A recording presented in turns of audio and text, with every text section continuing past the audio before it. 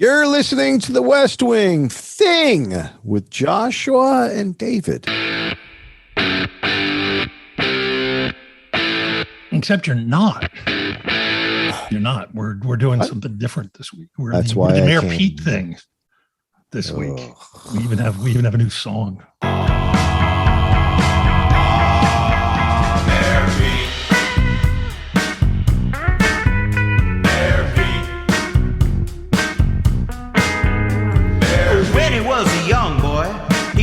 Knew he'd see people talking about him on national TV.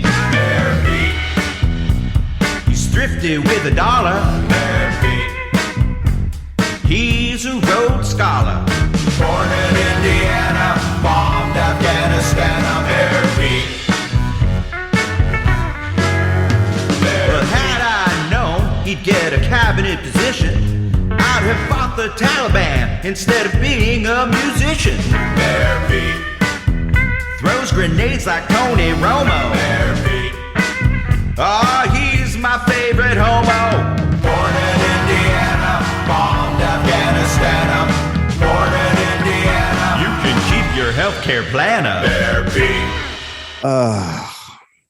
And we're here with our old buddy, Luke Savage from Jacobin, a man I feel bears more responsibility than many for our suffering.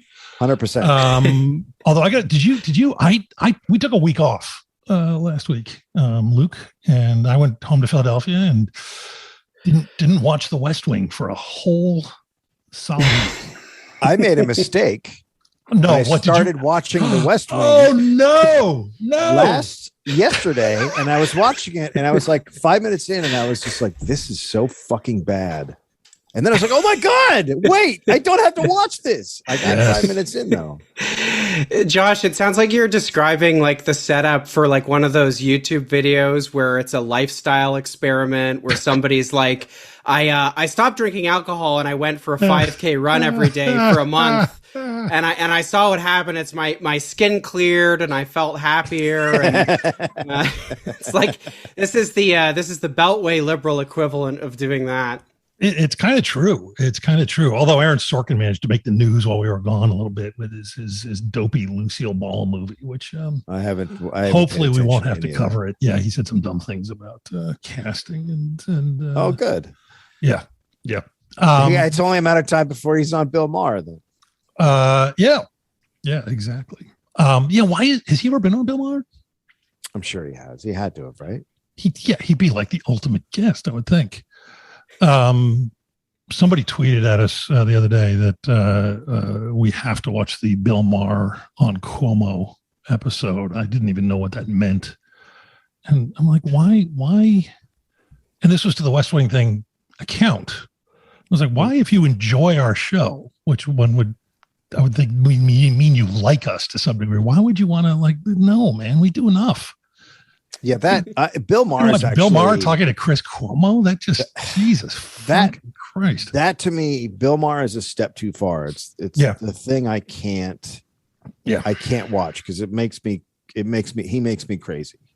Because I also had personal experiences with him, and I think he's just a fucking asshole. He's an awful person. The great thing about Bill Maher is that if you're somebody who's into right wing media and you watch media to have your racist grievances addressed and your prejudices affirmed, it's like he's got something for you there. But also, if you're a smug lib and you like The West Wing, he's got something for you there too, which I think is really what accounts for his success. He is the only, in a polarized society, the only truly bipartisan media figure. He's the only man who can bring America's two warring cultural tribes together by channeling their worst features simultaneously. This country is so fascinating from the perspective of people are so just locked into this small zone of how things can be. And Bill Maher's a great example. He thinks he's covering all sides of the issue. And another great one right now that's happening is when people bring up that the global South isn't getting vaccines and they say you're doing your third booster, and it's like, that's not the problem. The problem is the patents need to be released. So everybody in all those countries can make them, or at least a nearby country can make them to give them access. But even scientists have that argument. And you're like, no, it's the patents. You're caught in this capitalism zone, and there's a whole thing happening out there. It's like the arguing happens within this tiny area, and you just look at it and you're like, that's not a thing. What's astonishing to me, if we talk about this, I just want to put the idea out there sincerely, because it is how come it hasn't occurred to anybody to just simply, who works at one of these companies, steal the patent and sell it to one of these countries for, significantly less than they're spending on research. Just steal it. We would bomb the factory. It's like we haven't bombed medical factories before. Jesus Christ. Depress the shit out of me. Well, anyway, listen, enough depressing shit. This one comes to us by a Luke, too. I've got a pair of West Wing brains. This one is our beloved former president, Barack Obama, bringing hope to the world, explaining to us how we can get ourselves out of this situation. Luke pointed me towards this on the twits last week, but this is at the COP26 climate summit in Glasgow. You've been bombarded with warnings about what the future will look like if you don't address climate change. And meanwhile, you've grown up watching many of the adults who are in positions to do something about it either act like the problem doesn't exist or refuse to make the hard decisions necessary to address it. You are right to be frustrated. Folks in my generation have not done enough to deal with a potentially cataclysmic problem that you now stand to inherit. Vote like your life depends on it, because it does. Does he know he was president? Yeah, and does he, as pretty much a million people pointed out, it's almost pointless to even talk about this, but, people did vote as though their life depended on it in the last presidential election. And somebody, I can't remember who, picked up a telephone. I don't know. Yeah, sorry, stupid thought. Doesn't have anything to do with it. It is an incredible. It is incredibly emblematic of Obama's style, a clip like that, because there is such a deep shamelessness about him making that address specifically to youth as well. As if he wasn't president for 8 years, as if it's this that headline's been circulated a million times, but it's worth repeating, as if he didn't quite literally brag to an audience of oil and gas people after leaving the White House, brag about having brought about this huge, unprecedented oil and gas boom. It's astonishing. And then, make it like addressing that specifically to young people when he's the guy who, helped clear the way for the old machine politician, the old conservative machine politician, to defeat the most popular youth candidate in modern history. Where do you even begin with that? But Obama actually said something later. I don't think it was part of the same clip, but it was in a kind of a series of remarks surrounding the summit. The thing about Obama is he can also never resist getting a scold in. So, that's the Obama trademark, is there's all the kind of soaring stuff, much of which would be true if it was coming from the mouth of somebody other than Barack Obama. But then he can never resist the kind of left punching sort of scold stuff. So he also said something to the effect of, you can't be too pure for politics. Politics is all about... It's all about compromise, and it's all about working within the system, and that's how we get what works, and that's how we get what will deliver, something like that. And I think that's an amazing statement for someone like Obama, especially for Obama especially to make, because Obama probably did more to radicalize, certainly members of my generation than any other living politician. I think much more than Donald Trump. There is something uniquely radicalizing about experiencing a moment like 2008, where the Democrats had 60 votes in the Senate. They had a charismatic, popular president who had a mandate to do all this great stuff, and then were not interested in doing any of it. That is a radicalizing message. The message there is, the lesson there is, it really doesn't matter. You can go out and vote for, the sensible, credentialed adults all you want, the ones who say nice things and, went to the right schools and stuff. And they're still not going to do the stuff that you want them to do and that you need them to do if there's going to be a planet to live on, 15 or 20 or 50 years from now. So absolutely incredible to hear that coming from Obama. Yeah, I mean, I've said this before, but I think he's the most cynical politician of my lifetime.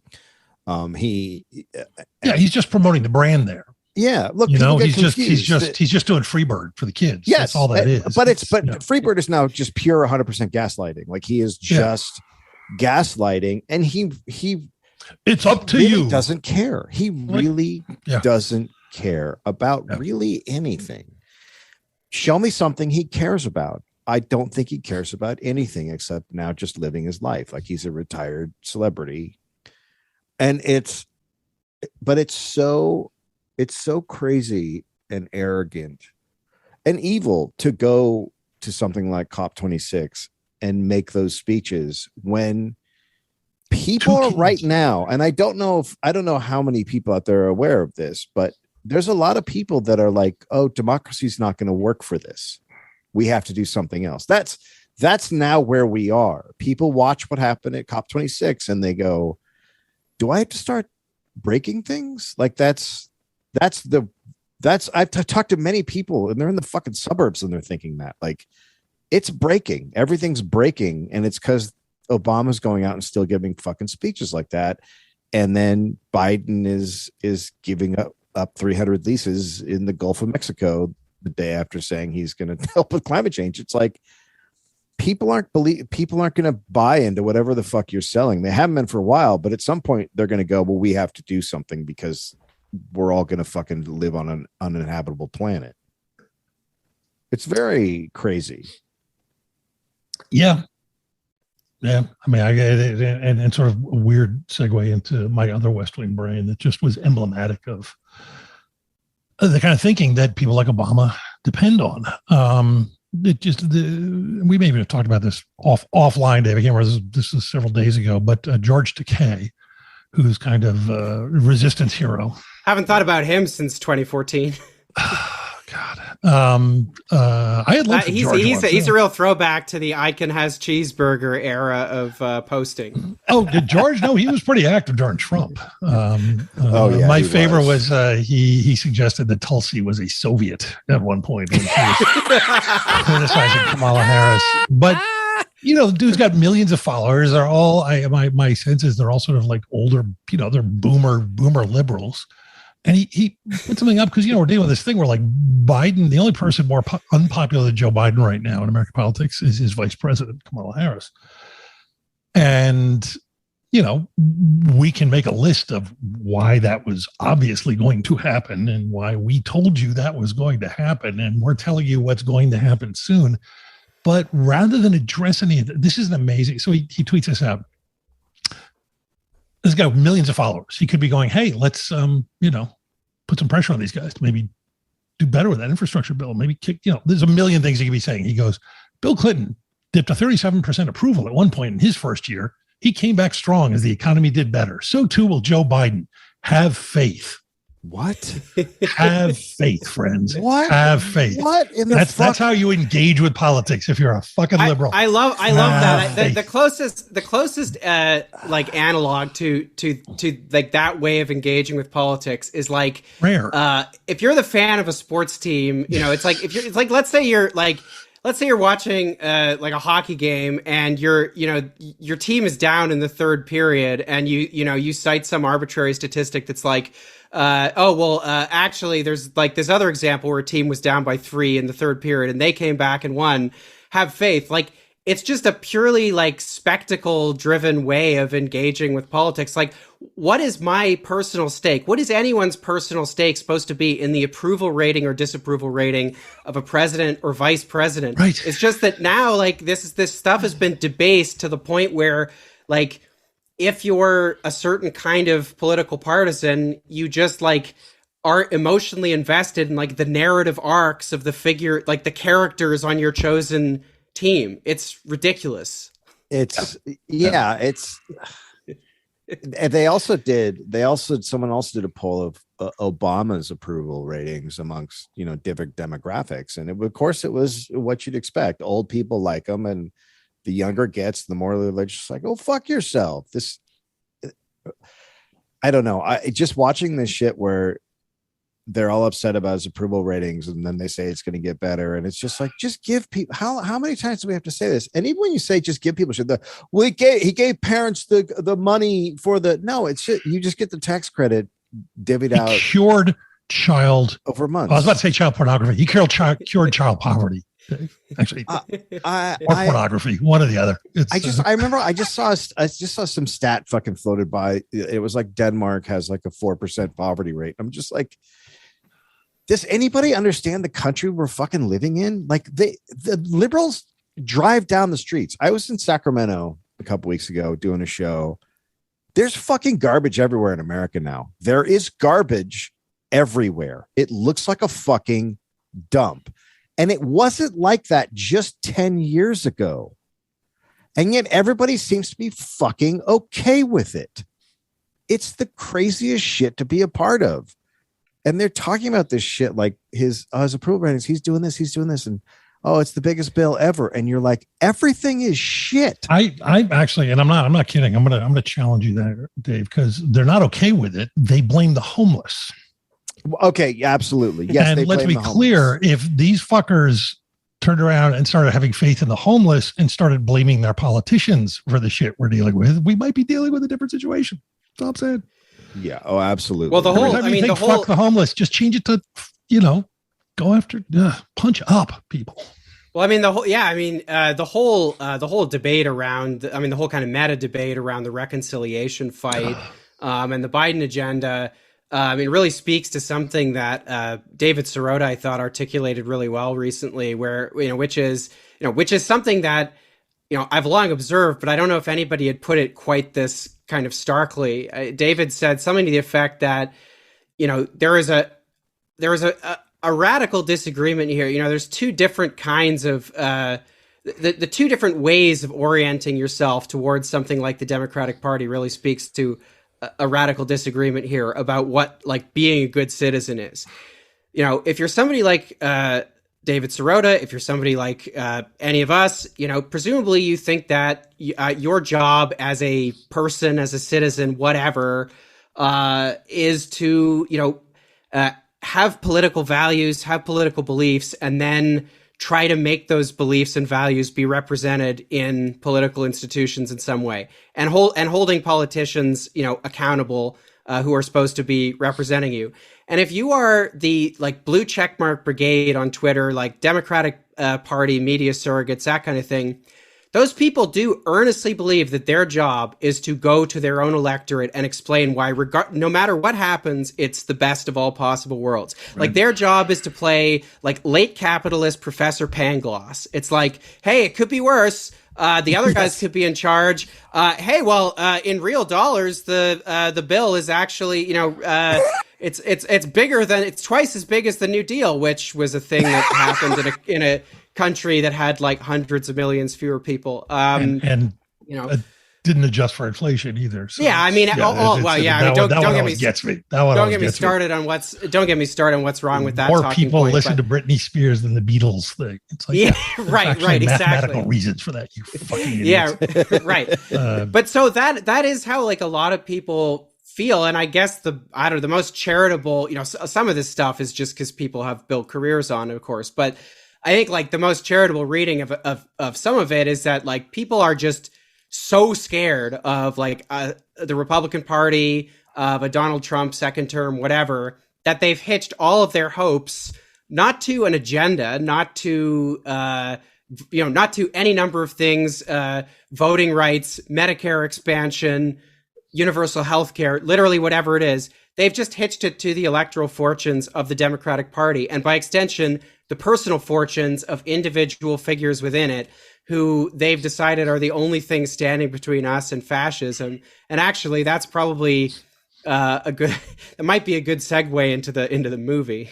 Why? Unfortunately, by the way, I should also point out Dave and I both have blue check marks. You fucking I do as well. Yeah, yeah. So I have blue check mark privilege. That's why I can insult blue check marks. Yes. Well, I want to do two things before we do that. So as you may have heard last week, IATSE, which is the union that the overwhelming majority of crew people who work on film and TV shows, like, say, The West Wing, or the things that provide people like Dave and me with our daily bread, voted on the new deal that had been made that leadership brought back. And surprisingly, it passed. There was a general sense that it wouldn't, because it's not great. We thought it'd be a great excuse to bring back our friend Alex Press, who does some of the best writing on labor in America in her position as a staff writer at Jacobin. She's also the host of the podcast Primer, which is about Amazon. So here's our conversation with Alex about the IATSE vote. I crewed when I first got here for years before I broke into writing. And there was this just kind of mentality of, hey, we're working on movies and we're getting, it's crazy. And we're hanging out with movie stars and we're working crazy hours because we're like special people. And, I remember the first show I worked on where somebody didn't die from driving into a wall because of exhaustion. And it was like, hey, that's cool. We made it through. And you just took this stuff. It was just sort of a mentality. And there's been this huge gap. I mean, I still have plenty of friends who are crew, but then I left, that world and got into writing, which is, if nothing else, much safer. Mm-hmm. Now I work 3-hour days instead of 18-hour days, and nobody knows. Right. And, when I sort of checked in with this stuff, it was really interesting to me that there was this kind of, it's been happening around the country too. There's a sort of several younger generations of people working in crew who are going, this is horseshit. This is not a way to be. And which, the first time somebody says that, to me, the rational response is, oh yeah, this is horseshit. And I have a lot of friends who are, my age or a little bit younger who are in the IA, and their response to that was pretty much the same thing. It was like, oh yeah, we shouldn't have been putting up this shit for so long. So, my completely unscientific poll was like everybody I knew was going to vote no on this thing.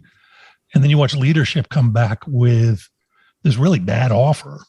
And I sort of checked into a couple of places, and there was an Instagram account I was following, and you could see the battle between leadership, which is older and I assume better off, right, and the younger members going, fuck you, this isn't any good. And at least one member of the negotiating group that I saw was not responding well to that. It was basically like, fuck you, you get in that room and make this deal, you motherfuckers, which I thought was, I'm guessing that guy won't be back. Right.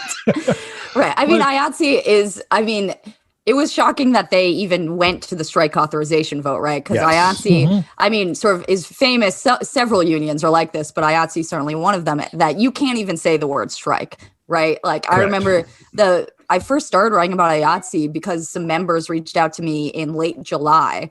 And it was the person who had started that Instagram account, IA Stories. He was like, I started this thing this week and we already have thousands of people who are sending these stories. You should write about it because you're a labor reporter. And I didn't know anything really about IATSE. And I remember someone I interviewed for that story said the word, maybe we should strike.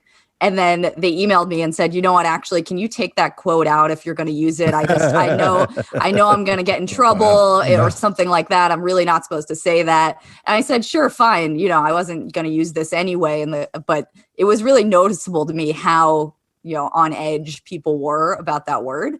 But yeah. I think, totally what you're saying is right.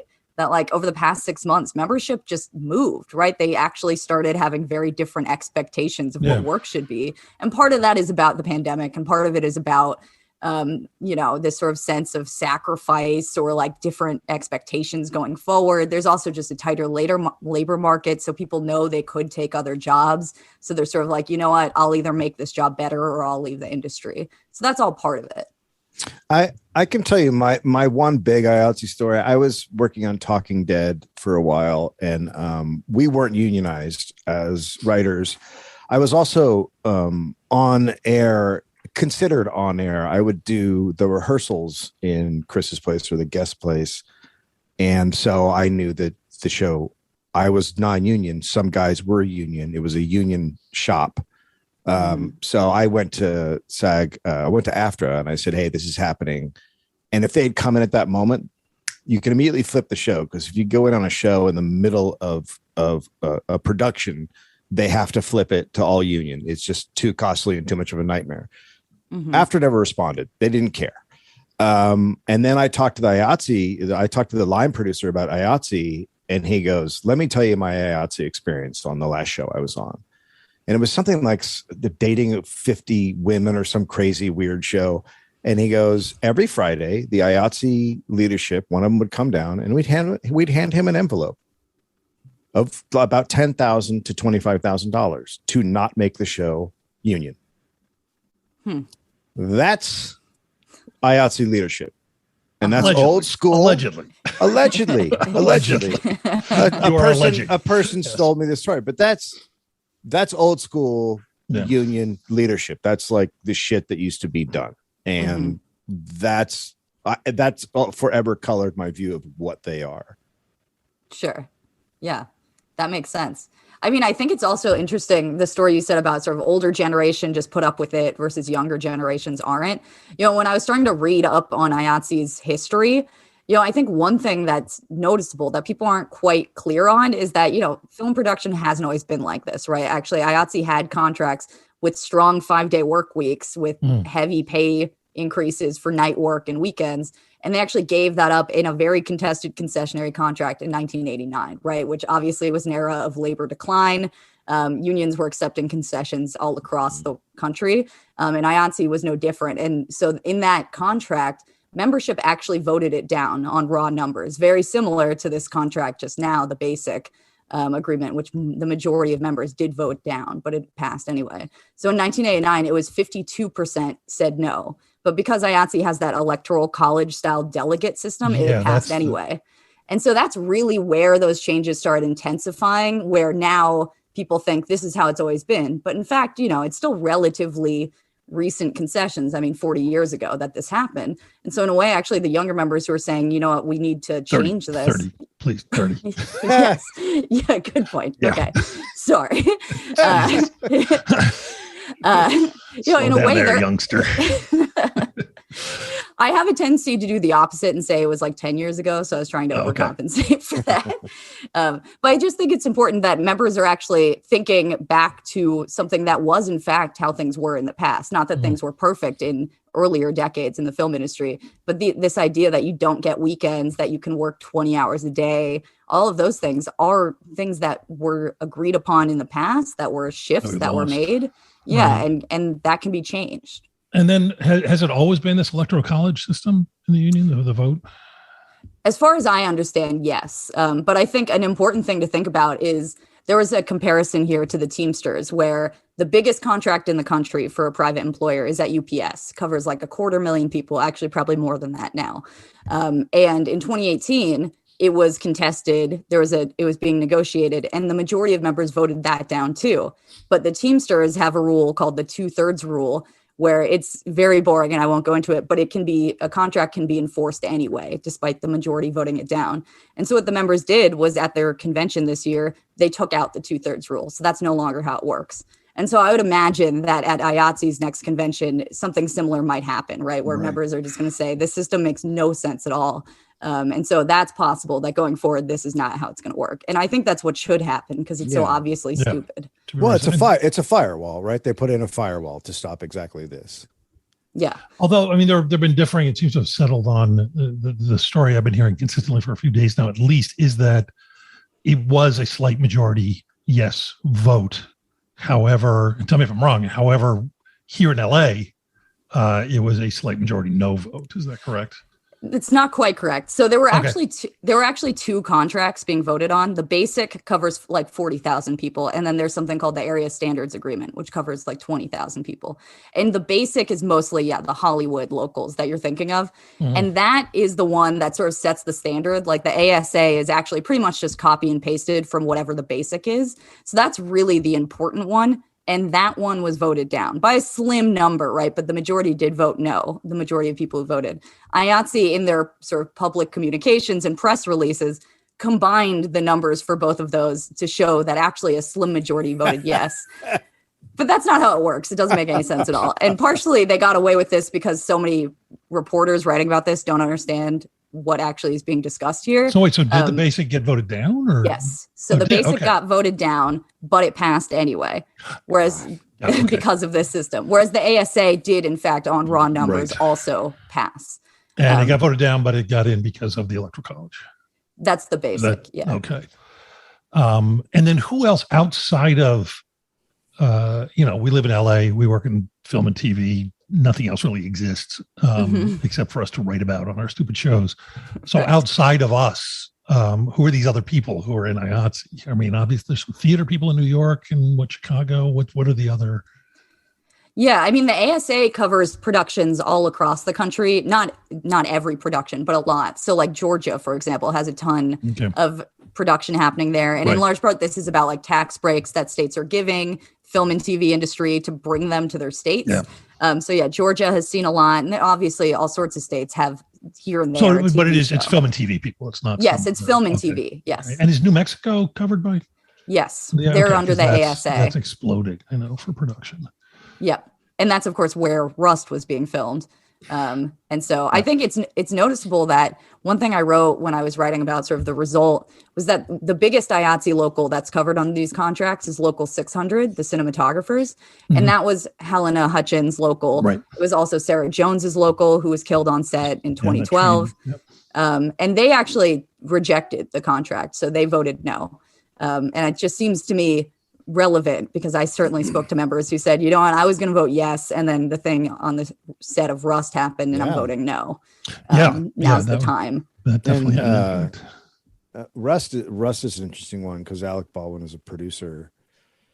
I don't know how many people understand what that means, but that means he's the boss. Right. On that movie. And but only technically. My big issue with him and unions is we'd had a Writers Guild strike and we got some concessions. It was okay-ish. And then the SAG decided they were going to hold a hard line, and Alec Baldwin was one of the leaders that undermined our negotiating and actually went into a New York meeting and screamed, "We can't have a fucking strike." While everyone was discussing it, he completely undermined our negotiating committee. Wow. So that's who Alec Baldwin is. On the SAG negotiating committee, you mean? Yeah. When was that? That was right after the Writers Guild strike. It was I want to say 5 months later. Okay, got it. Because the thing, I don't know how much people are talking about it. I mean, that's certainly worth noting is that, especially on a film like this, my guess, and again, I haven't been tracking it, so please don't much of an idiot, is that this was he was a producer in name only on this for the extra. I mean, everyone was getting favored nations, which means all the actors are getting paid the same. And you give like Alec Baldwin a producer credit and a producer fee to get around that. He never looks at a piece of paper except a script, I think. Yeah, but here's the deal. But then you end up responsible when something like this happens, which is a good reason not to. Yeah. I mean, there's tons of people over this, but there's tons of people who are like an actor's manager, writer's manager, whatever, and they're all of a sudden a producer on a show or a script, and they have nothing to do with it. But Alec Baldwin's actually there. He's reading the script. He's in on meetings, probably. Like he's either way. He is. He is. I mean, I've worked on plenty where they're not. It's hard to say. I mean, I think what's going to happen is a lot of stuff that people take for granted or don't think about. They're going to be thinking about now. I mean, the one that really hit me is how many times I've been on productions where the conversations are simply we're building meal penalties into the budget. Yeah, everyone's like, yeah, that's fine, good people, decent people. They're not. It doesn't even occur to them to think about what that actually means. And that means we are budgeting into the fact that we are going to overwork our crew because we can do that by paying this penalty. Yeah. And I mean, when I talked to people about that incident, I wrote a long article about it. Everyone was pretty unified that like, yes, Alec Baldwin was not actively acting like a producer. There were very clear couple people who were in fact managing the production day to day. And I think they share the wealth of the blame. But that said, people were saying, Alec Baldwin has been in this industry long enough. He knows that if he's taking a producer credit, he actually has to take some responsibility. Yeah. He's also so wildly famous that having him on a set, he has some power there. And I mean, the fact that there were such incredible problems happening with safety and workplace conditions on that set in the lead up to this incident, Alec Baldwin could not have been unaware of that, right? No, and having the power he had, I think he does bear responsibility for some of this too. There was a shooting, a gun went off the day before, correct? On the set? Yeah, I believe so. Okay, right there. If you're just an actor, you're just, not exactly. a producer, you're just a shut the fuck, shut it down. I don't want to get fucking killed. Yes, exactly. Figure your shit out. Like, that's just an actor perspective. You call in your fucking union. Like, it's the fact that it was allowed to just go on is crazy. Yeah, and also, I mean, the fact that 6 camera crew members literally walked off the set that morning, and the producers said, we're going to call security if you don't leave the property. I mean, all of this is very unusual to have 6 camera crew walk off in the middle of this ranch in the middle of nowhere, right, and get replaced. I think it seems very obvious that people must have been aware that there were real problems going on. Yeah, no, that was a bad set. And this is of course all happening while corporations take over more and more, and to run our fucking business now, and they can't shell out more money for decent hours and all this shit. It's the same thing that people experience in an Amazon warehouse. Yeah. And the argument is always, well, then we can't make movies. You're like, yeah, you can. You really can. Yeah. It's I don't find it compelling, the idea that Amazon and other sort of more traditional studios don't have money to make movies. If they want to make movies, they can make movies. I mean, it's ridiculous. And look, it's a really, the way the business is set up, you have this line producer who often gets a bonus for keeping things under a certain limit. And so he, while doing stuff like not giving a writer's room a whiteboard, he's also skimping on other shit that you're talking about people's lives at that point. Like, it's super fucking dangerous. And I know a guy who was everybody, I'm not going to say who it is, but everyone knows he's a big name in comedy and show business. And Don Rickles. He did a pilot, and at the end of the pilot, the line producer came in and handed him $150,000 check, and he was like, "What's this for?" And he goes, "It's all the money we saved." And he goes, "What are you talking about?" He gets the bonus for saving the money, and he goes, "I wanted that to go into production. I want the show to get picked up." Yeah. What the fuck are you doing? So there's all these different actors working with their own interests involved. And it's just a really fucked up sort of situation. Yeah, definitely. And I mean, I think one good thing that comes out of this is the fact that there was so much contestation in this contract. Like, that has not been the case in the past few contracts. Yeah. I don't recall even reading about it in the news before. I mean, right. Totally. It got so much more attention. I've been here 40 years. Wait, I mean 30. Thank you. But yeah, and I don't recall ever having, if it made the news, it made the trades. Right. Totally. Yeah. I mean, when I wrote that first thing in August, it was like the first week of August, that was just like, hey, this Instagram account has been created and people are saying crazy things, and as I was researching to write about that, because I hadn't written about IATSE, literally no one talks about any of the labor conditions in the film and TV business except the trades. There were like 2 reporters, one at Variety and one at the Hollywood Reporter or something. And they were the only ones I was like citing, right? Because no one else cares. And so the fact that this got so much more attention, and the fact that the members themselves are way more active, way more open about talking about these things, I think does bode well. It's hard to sort of put that back in the bottle once this conversation started, right? So I would imagine that things might feel different and go differently in the next few years on set. Well, yeah, because the next one is only 2.5 years away. The next, right? Exactly, vote, so. And in the meantime, everyone is sort of moving their energy within IATSE to thinking about how to elect different leadership, which I think is right, that's what they should be thinking about, and also possibly restructuring certain things like the voting process in the union. And then there's the next contract. So I think it's definitely sad. I certainly found the reasons to vote no compelling. I think people were right that they had more leverage right now than they would have in past contracts. But, the moment is not gone, right? If you have tens of thousands of members who still voted no, even when all of leadership said yes, then you have some energy there and some actual ability to channel that momentum into something that matters for the next time. Cool. Well, yeah, I like that you sound optimistic there. I do too. I feel that way about this. So. I don't think of myself as optimistic ever. You can't know a lot about the U.S. labor movement and be optimistic. But I think it's just true that having that many people who are willing to take a stand at risk of a strike, which is never an easy thing to do, and especially not, when you've spent down your savings being out of work for a few months during the pandemic, I think that does just objectively mean that there are possibilities going forward. Yeah. Okay, but let's get down to it. Did the Irishman actually kill Jimmy Hoffa? I saw there's a new development in that. They're now searching some landfill in New Jersey. Yeah. Do you know anything about? I briefly glimpsed it, but someone said there was a good result in some Teamster election that just happened. Yeah, it's actually It's a huge deal. And so this is the first time since the 90s that like a reform slate has won. And so this was the leadership election, right? So a new international president, Hoffa Jr. is stepping down I guess he'll step down in March, I think is when the new president, Sean O'Brien, takes over.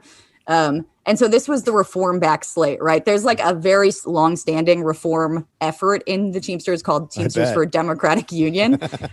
That's where like all the socialists and the militants are. It's a very long-standing reform caucus. And they didn't run their own slate this time. They've tried that before and they couldn't win. They never got the votes to actually win, though they have real support across the union. But this time they backed this reform slate that was opposed to Hoffa's guy. So Hoffa sort of handpicked a slate of his own, knowing that he couldn't possibly run again because people just hate him at this point.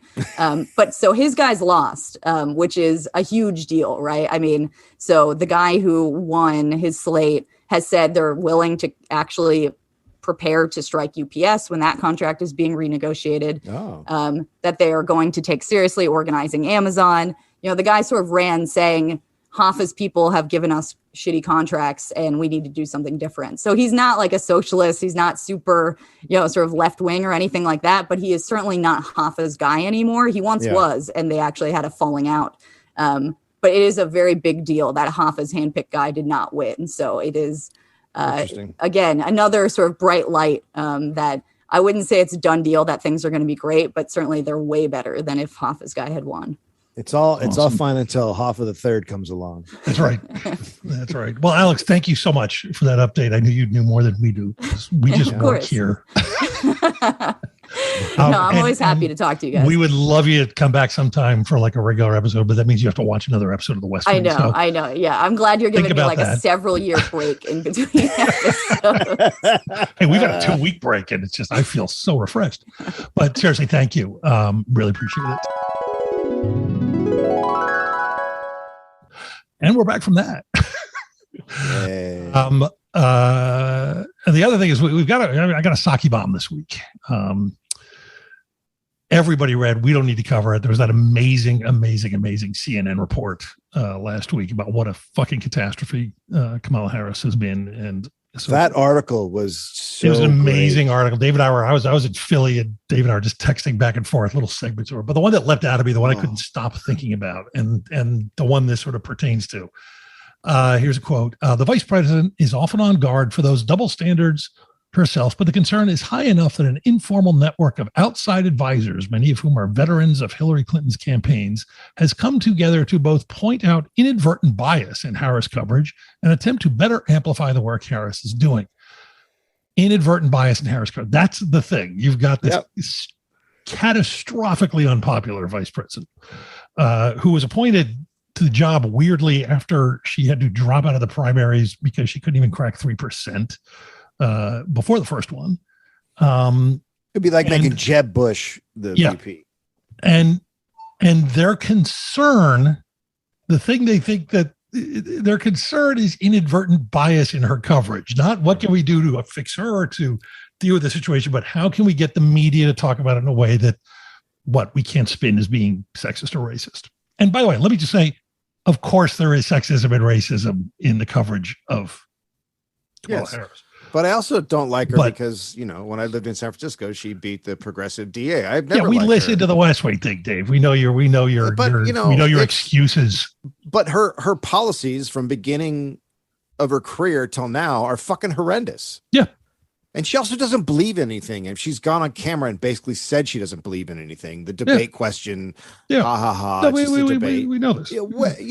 But then they fucking sit there and But they go, how can we turn this back? How can we blame somebody else for our problems? And within a couple of days of that happening, because we knew this would happen, we knew that those people would come in and they'd start doing this shit. Our beloved Jen Psaki went on I guess there's a Politico YouTube show, and gave us this little. You took to Twitter this week to defend the most prominent woman there, the vice president, after there were stories about her this weekend that mentioned low approval ratings, allegations of staff problems. Some of her allies have attributed this to sexism. Do you think she is receiving more criticism because she's the first woman of color to serve as vice president? Yes. Criticism from the outside? Absolutely. I do think that it has been easier and harsher from some in the right wing who have gone after her because she is the first woman of color. I'm not suggesting anyone will acknowledge that publicly, but I think there's no question that the type of attacks, the attacks on her, that certainly being the first, which she is many times over, is part of that. What I would note, though, and one of the things I really admire about the vice president, she is the first African-American woman of color, Indian American woman to serve in this job. Woman, I mean, so many firsts, right? It's a lot to have on your shoulders. She is somebody who, at a much higher level than the rest of us, but who wants to be seen as the talented, experienced, expert, substantive policy person, partner to the president that she is. But I do think there has been some attacks that are beyond because of her identity. Oh, man. What's so incredible about that is that, it's such an incredible sleight of hand going on there because Jen Psaki, who really is Joe Biden's, chief spin doctor, is eliding the fact that, there are lots of reasons why Kamala Harris might be unpopular. I think a lot of them are similar to the reason why Joe Biden's approval ratings have gone down. They ran on this big agenda and they haven't passed it. And if they do pass it, they're going to pass it in a severely, compromised form. Well, that's by the way, let's say if Biden were enjoying massive popularity and she was getting these numbers, it would be a little bit easier for them to make this case. That's right. They're still in pedigree, but yeah. But furthermore, much of Harris's low approval ratings, or at least part of it, I think, can be blamed on the roles that she's been given by the Biden administration itself. Yeah. They don't give her file. They've given her files, for example, voting rights, which, as I understand, it's something that her people have complained about because with the filibuster reform essentially ruled out. It's been kind of speculated about. It doesn't really sound like they're going to do anything. They're not. They're probably not going to pass a big national voting rights bill. Biden has kind of as good as said that he doesn't see it as a big priority. So that's one of the files she's been given. I think it was earlier this year that he told a bunch of civil rights leaders a gathering of like that we're just going to have to out-organize the Republican gerrymandering efforts or something like that. It's impossible. Yeah. It's going to get even more impossible as the years wear on. So that's one of the files she's been given. Her other most prominent media hit was when she was sent out to kind of double down. I'm not sure what the right word here is, but where she had to come out and defend the administration's border policies and basically said, to people abroad who, may be living in terror, may be suffering, do not come. But doesn't that one thing, isn't that a glaring example of how she's a bad politician? Because she is being put in these bad positions, right? The two you just brought up, but then she doesn't have the ability, the charm, or whatever it is, to speak to it a different way. Yeah. Do you know what I mean? Yeah, she's she doesn't have. I mean, she, because her presidential campaign was so brief, so kind of surprisingly brief, she was like presumed to be a major contender. And yeah, despite the backing of most of the California Democratic machine, which is one of the most powerful Democratic machines in the country, she didn't even make it to, Iowa. She was polling behind Andrew Yang in California when she dropped out. I mean, I think most of her political state, we should mention her own state. Yeah. Most of her political base, such as it is, I think has, it's in, alumni from the, Hillary Clinton campaign. Yeah. It's in, political consultancies. It's in maybe donor networks, things like that. But there's never been, or not on a national, she's never on a national level built any kind of, significant base, at least not one that's independent of the existing Democratic base or the Biden ticket as a whole. And so she hasn't done that in California either. It doesn't exist. Yeah. Yeah.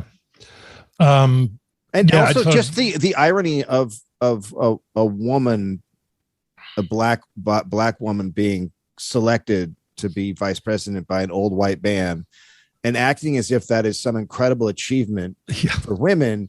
It's an achievement if you get elected to position and you campaign, then it's an actual achievement. If an old white guy just picks you for the job, it's actually not a really big achievement. Well, if he picks you, I suspect, why else would they have done it? They thought she was going to appeal to a segment of the electorate that he doesn't. Yes, of course. Well, they're dumb. Which, yeah, it's all very. Should have picked. Kanye. Well, and I think that their preference. I can only infer this. I have no direct evidence or no kind of secret evidence of this, but I think their preference was to pick Amy Klobuchar. I really think that's what they were going to do. And then if it hadn't been for the George Floyd murder and her role as Attorney General of Minnesota involving some case with the officer who murdered George Floyd, I think they probably would have picked Klobuchar. But even from that perspective, like if that's what you're going for, Stacey Abrams is still a much more skilled politician. I guess she just doesn't have the donor base. To me, it's always just the most baffling choice. And watching these people just scream about how she isn't getting the respect she deserves is absolutely incredible. She's done nothing to deserve any respect. Literally nothing. That's the amazing thing. Yeah. She's absolute, just empty fucking coat. Yeah, man. And then she came out the other day and said, oh God, what was the fucking quote? But it was like, we're not going to do anything different. And we're literally watching like all of our worst predictions. Oh, Kamala Harris says Democrats following tough electoral losses don't need a new plan. Yeah. Stay the course. Like everything that the left predicted. And this is how it's always goes this way. It's just more egregious somehow. It's because now we're facing really fucking dark dystopian nightmare future because they can't just act on what's good for people. Something I noticed, I went back home for the first time in almost 2 years because, we were locked up. We had a pandemic down here, Luke. I don't know what's going on up there in Canada. Oh, they've been doing all right with the pandemic. They've been a little bit. But it was interesting. It was great. I have a great family. I love it. It was wonderful. But one of the things I noticed, and I've been noticing here too, but it seems to be, again, unscientific survey, but everyone is much the same. They're just turned up to 11.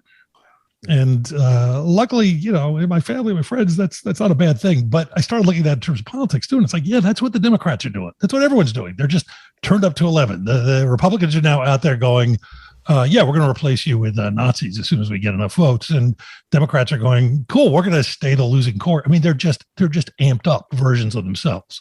It's now just like we're watching cartoons run against each other.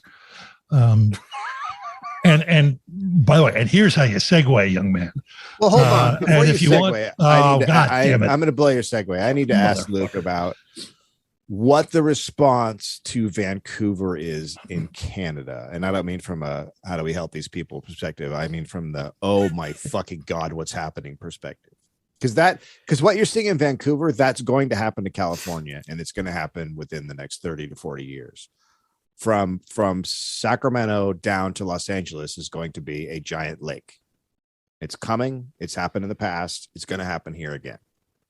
So what's the response to what is essentially a fucking like you could never think of what's happened? Like it's unbelievable. So what's the, is it, are people freaking out? Is everyone like, nah, nah? I think there's anecdotally, I would say there's maybe slightly more awareness and concern in Canada about climate change than there is in the United States. The problem is that I think there is still not, the obvious linkage between resource extraction and climate change still hasn't really been made. I mean, obviously activists are making it, environmentalists are making it, but there's, the political sphere. I mean, what Joe Biden did by, going to Glasgow and talking about how the United States is a leader on climate change, and then coming back and having this,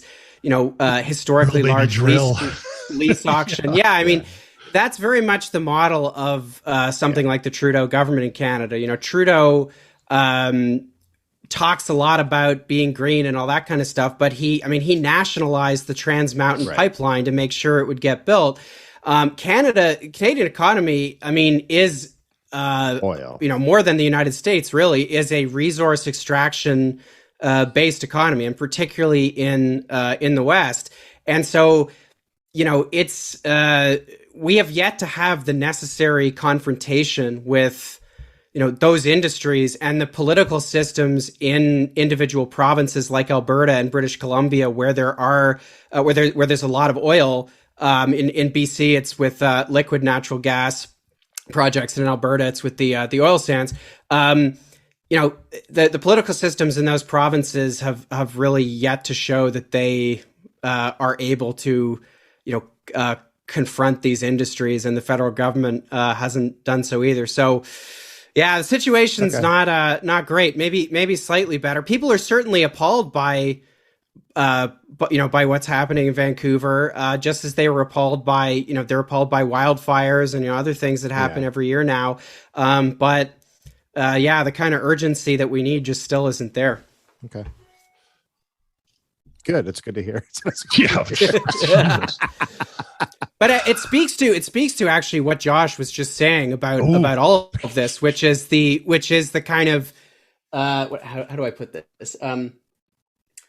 Which is the sort of just exaggerated quality of everything at the moment. Everything is so familiar. Everything is this constant feedback loop, politically, culturally, whatever. But everything's like dialed up. Everything's way more exaggerated and hyperbolic and like absurd and ridiculous. And I think that really applies to politics too. Like the thing that most frustrates me on a daily basis is just how impervious everything we're talking about currently feels to change. I don't expect the liberal capitalist order to move quickly to institute sweeping reforms to fix the environment or criminal justice or whatever. Right. But the total inflexibility of all these things, the Democratic Party's total failure to change in any substantive way after two insurgent challenges from the left and kind of historic youth involvement in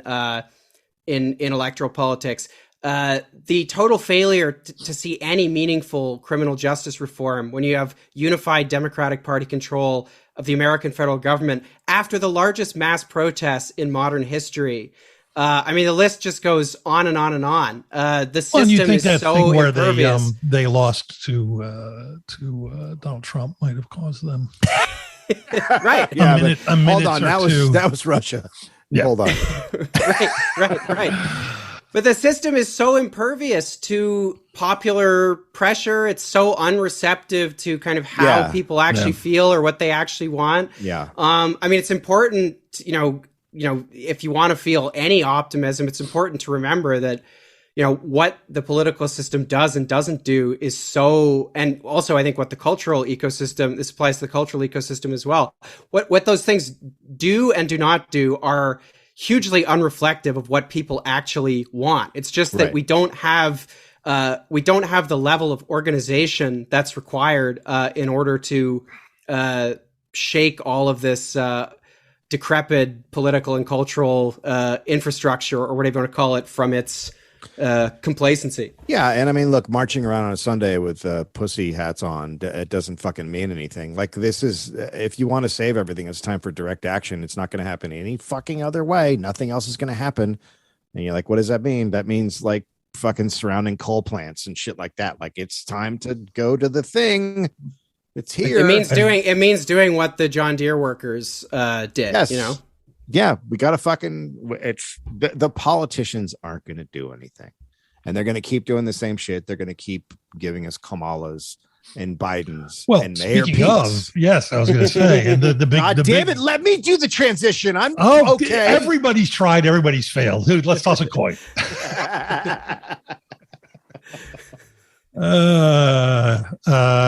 Sorry I jumped the gun before, Josh. You can that's all right. And then I jumped on yours, and then Dave tried. We need to bring it a fourth to do this segue. Hey, we watched the Mayor Pete doc. And actually, let's be clear, Dave did not. I think, and I absolutely would have. You would have just turned on the video, and there'd be a body swinging from the fan. I'm glad I watched it. I found the trailer to be one of the most intolerable things I have ever fucking seen. Anything you want to make sure that I ask him? You spent so much of your life hiding who you truly were. Did you feel like you were able to be your true self on the campaign trail? A hometown boy who went to Harvard and became a Rhodes Scholar, only to return to the city where he grew up. He's also a newlywed. I made Pete promise that we would have fun. This is the only chance you'll ever get to vote for a Maltese-American left-handed Episcopalian gay war veteran, Mayor Millennium. It's a leap going from being a mayor to being a presidential candidate. But I realized I had something to offer that was just different. When I talked about coming out, that was for everybody who's tried to figure out how to be who they are. The challenge, of course, is how do you master the game without it changing you? A developing story. One candidate is dealing with a crisis back home. There had been an officer-involved shooting. Get them off the streets! You looked a little too green, like you weren't ready. Are you saying things that project the right kind of warmth? Are you connecting with people? My way of coming at the world, the stronger an emotion is, the more private it is. I've never met someone who thinks so deeply about what he can do for other people. You're going to tell every single gay kid in this country that it gets better.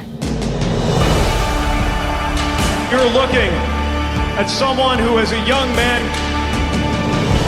wondered if something deep inside of him meant that he would forever be an outsider.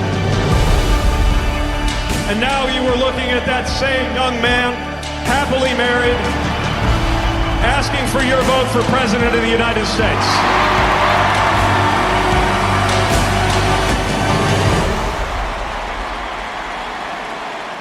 Just to let you know, there is a cow in the audience. Do we know whose side the cow is on? There's a lot at stake.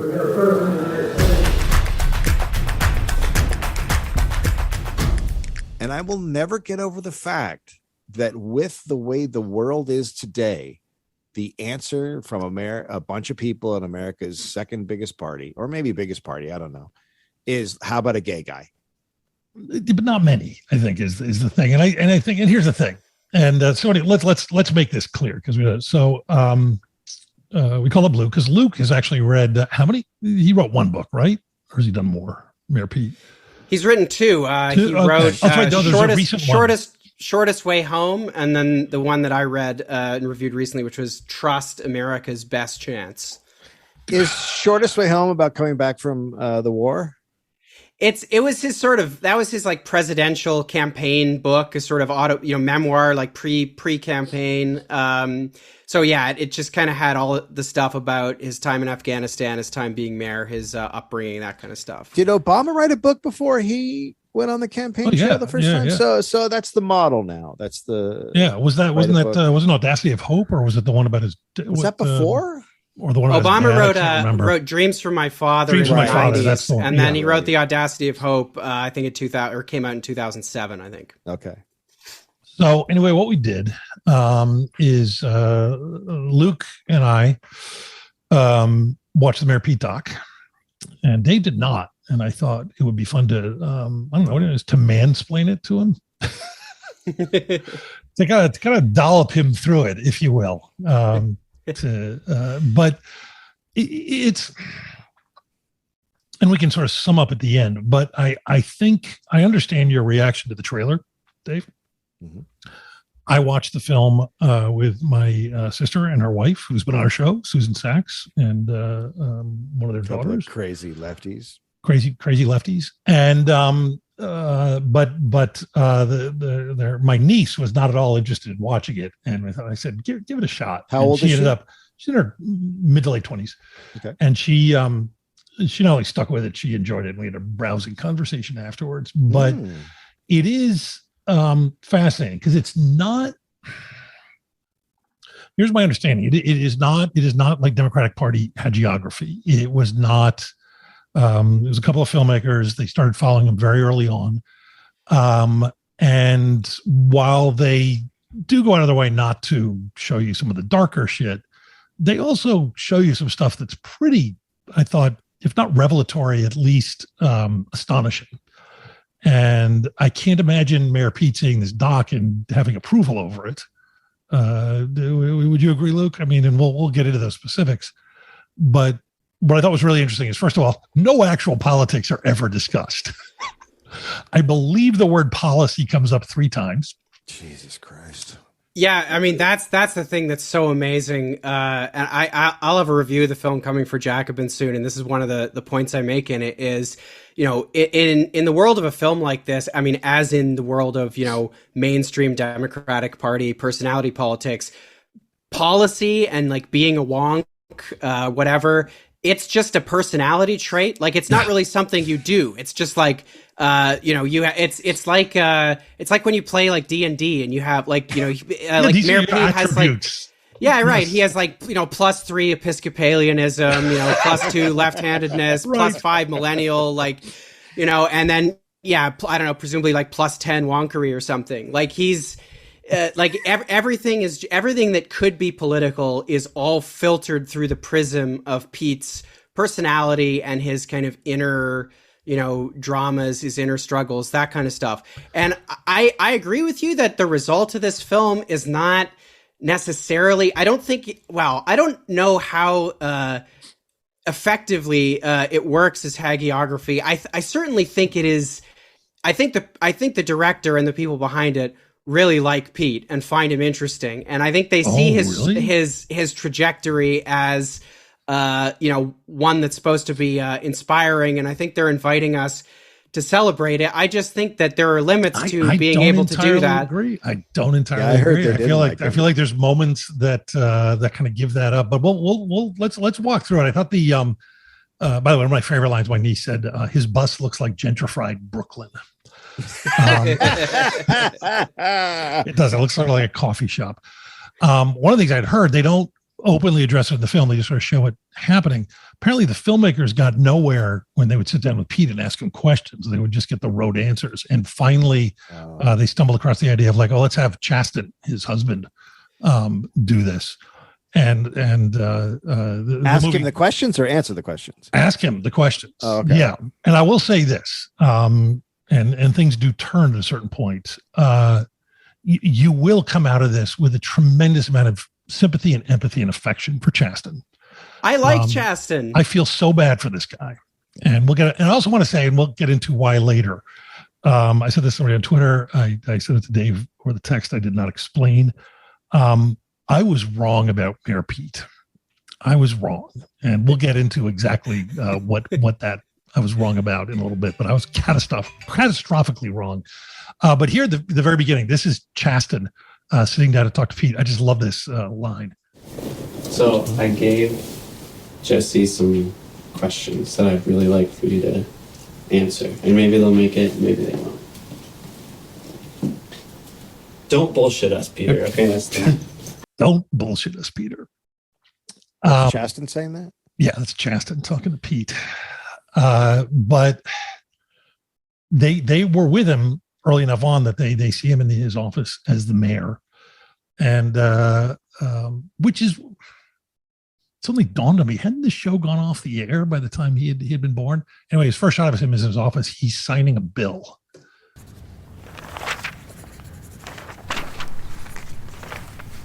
Oh, just a bill. Just a regular bill. And I'm sitting here on the mayor's desk. This is how a bill becomes law. He's thinking, I'm just a bill from Schoolhouse Rock. Everybody knows that, even though he's older. If you're a millennial and you don't know that clip by way of The Simpsons, there's something's not right. Okay, all right. Okay. I guess I can deal with that. Interesting. Yeah. Okay. You kids with your meta references. God damn it. But he does. I don't even know how to talk about this guy. I mean, he has this kind of. That's what the CIA wanted. Yeah, well, for sure. He does. Well, for instance, here is. This is fun because a lot of this is about his identity, and not his identity as a human being, but his identity as it pertains to him being a politician. That makes sense. And here he's explaining why he believes he's such an empathetic politician. I saw something in common with the alienation or the fear of people worried about auto jobs and alienation or fear of a kid coming out, because they all had to do with where you fit, and that there was way more overlap in those stories than you would think. The more I understood it, the more I found ways to give voice to it, and it all came down to that theme of belonging. Wait, what? Being gay is like being a factory worker worried about losing their job, because you're worried about where you're. Okay, so if you're gay, you're worried about fitting into the greater culture and so forth. And if you're the factory worker, you're worried about fitting into, I guess, living in the street. Well, so you're a gay dude, and you have a boyfriend, and right. And you know, it's like, I live in Indiana. How much do I want people to know? Like, where am I going to be accepted? And then you go to work, and you work in a factory, and this guy wheels in this thing, and your job is to tighten the screw on the bumper of the car, and then this machine comes in and goes and tightens the screw. It's the same thing, just like being gay. So I hear. I really think that clip is actually the Rosetta Stone to decoding the whole movie, and also to decoding Pete Buttigieg's political vision. I'm serious, because that really sums it up right there. Like, in this, I am gay, therefore I understand. That that's the closest Pete come. There's a whole movie about a guy who's running for president, and at no point in the movie do we see Pete Buttigieg articulate a single policy, a single kind of nothing even remotely closing in on a substantive political vision. Oh, disagree. I mean, his I don't know. No, and it may pop up in another quote. I can't remember, but it's he seems to believe. Let me walk that back. I bet he doesn't, but they seem to believe that you will go for this. That a specific vision is, I will listen to your story. Right. Well, that's kind of what I'm coming to. Is, I mean, I think that the landscape of, if you're a mainstream Democratic Party politician today, chances are you don't really disagree. Like, if you're Kamala Harris, you don't really disagree with Joe Biden on anything. If you're Pete Buttigieg, you fight with Beto O'Rourke on the debate stage, but fundamentally, you all basically accept. You're all here because you've accepted the same political model. But the thing is, you can't actually say that, because there's this whole liturgy of like seeking votes and trying to have rallies and competition and stuff. So you have to fill the void with something. And in the last 30 years, I mean, and Barack Obama really was, they're all following Barack Obama because he was best at this. The way that politicians like this have tended to fill the void is by weaving together their personal biography, their identity with these kind of very ethereal, cultural narratives. So because I'm writing a review of this movie, I actually typed out that quote from Pete that you just played. And when you see it on the printed page as prose, there is something so surreally odd about it. It is a sequence of thoughts, a combination of words that nobody would utter naturally. There's something so strange about it. Yeah. In the span of a few sentences, Buttigieg, he weaves together, it's a mashup of his background in municipal governance, the kind of experience of places like South Bend and, Flint, Michigan, and other parts of the Midwest with deindustrialization, and then his own coming out. Right. And all these things are kind of like woven together in this very kind of comforting sounding story that's thematically tied together with this idea of belonging, but it's really not clear what any of it means. It just sounds compelling. And I think that is what the whole vision of a film like this is, and of the Buttigieg candidacy. And that's why there's no there in this movie. There's no substantive political vision, because it's all about storytelling.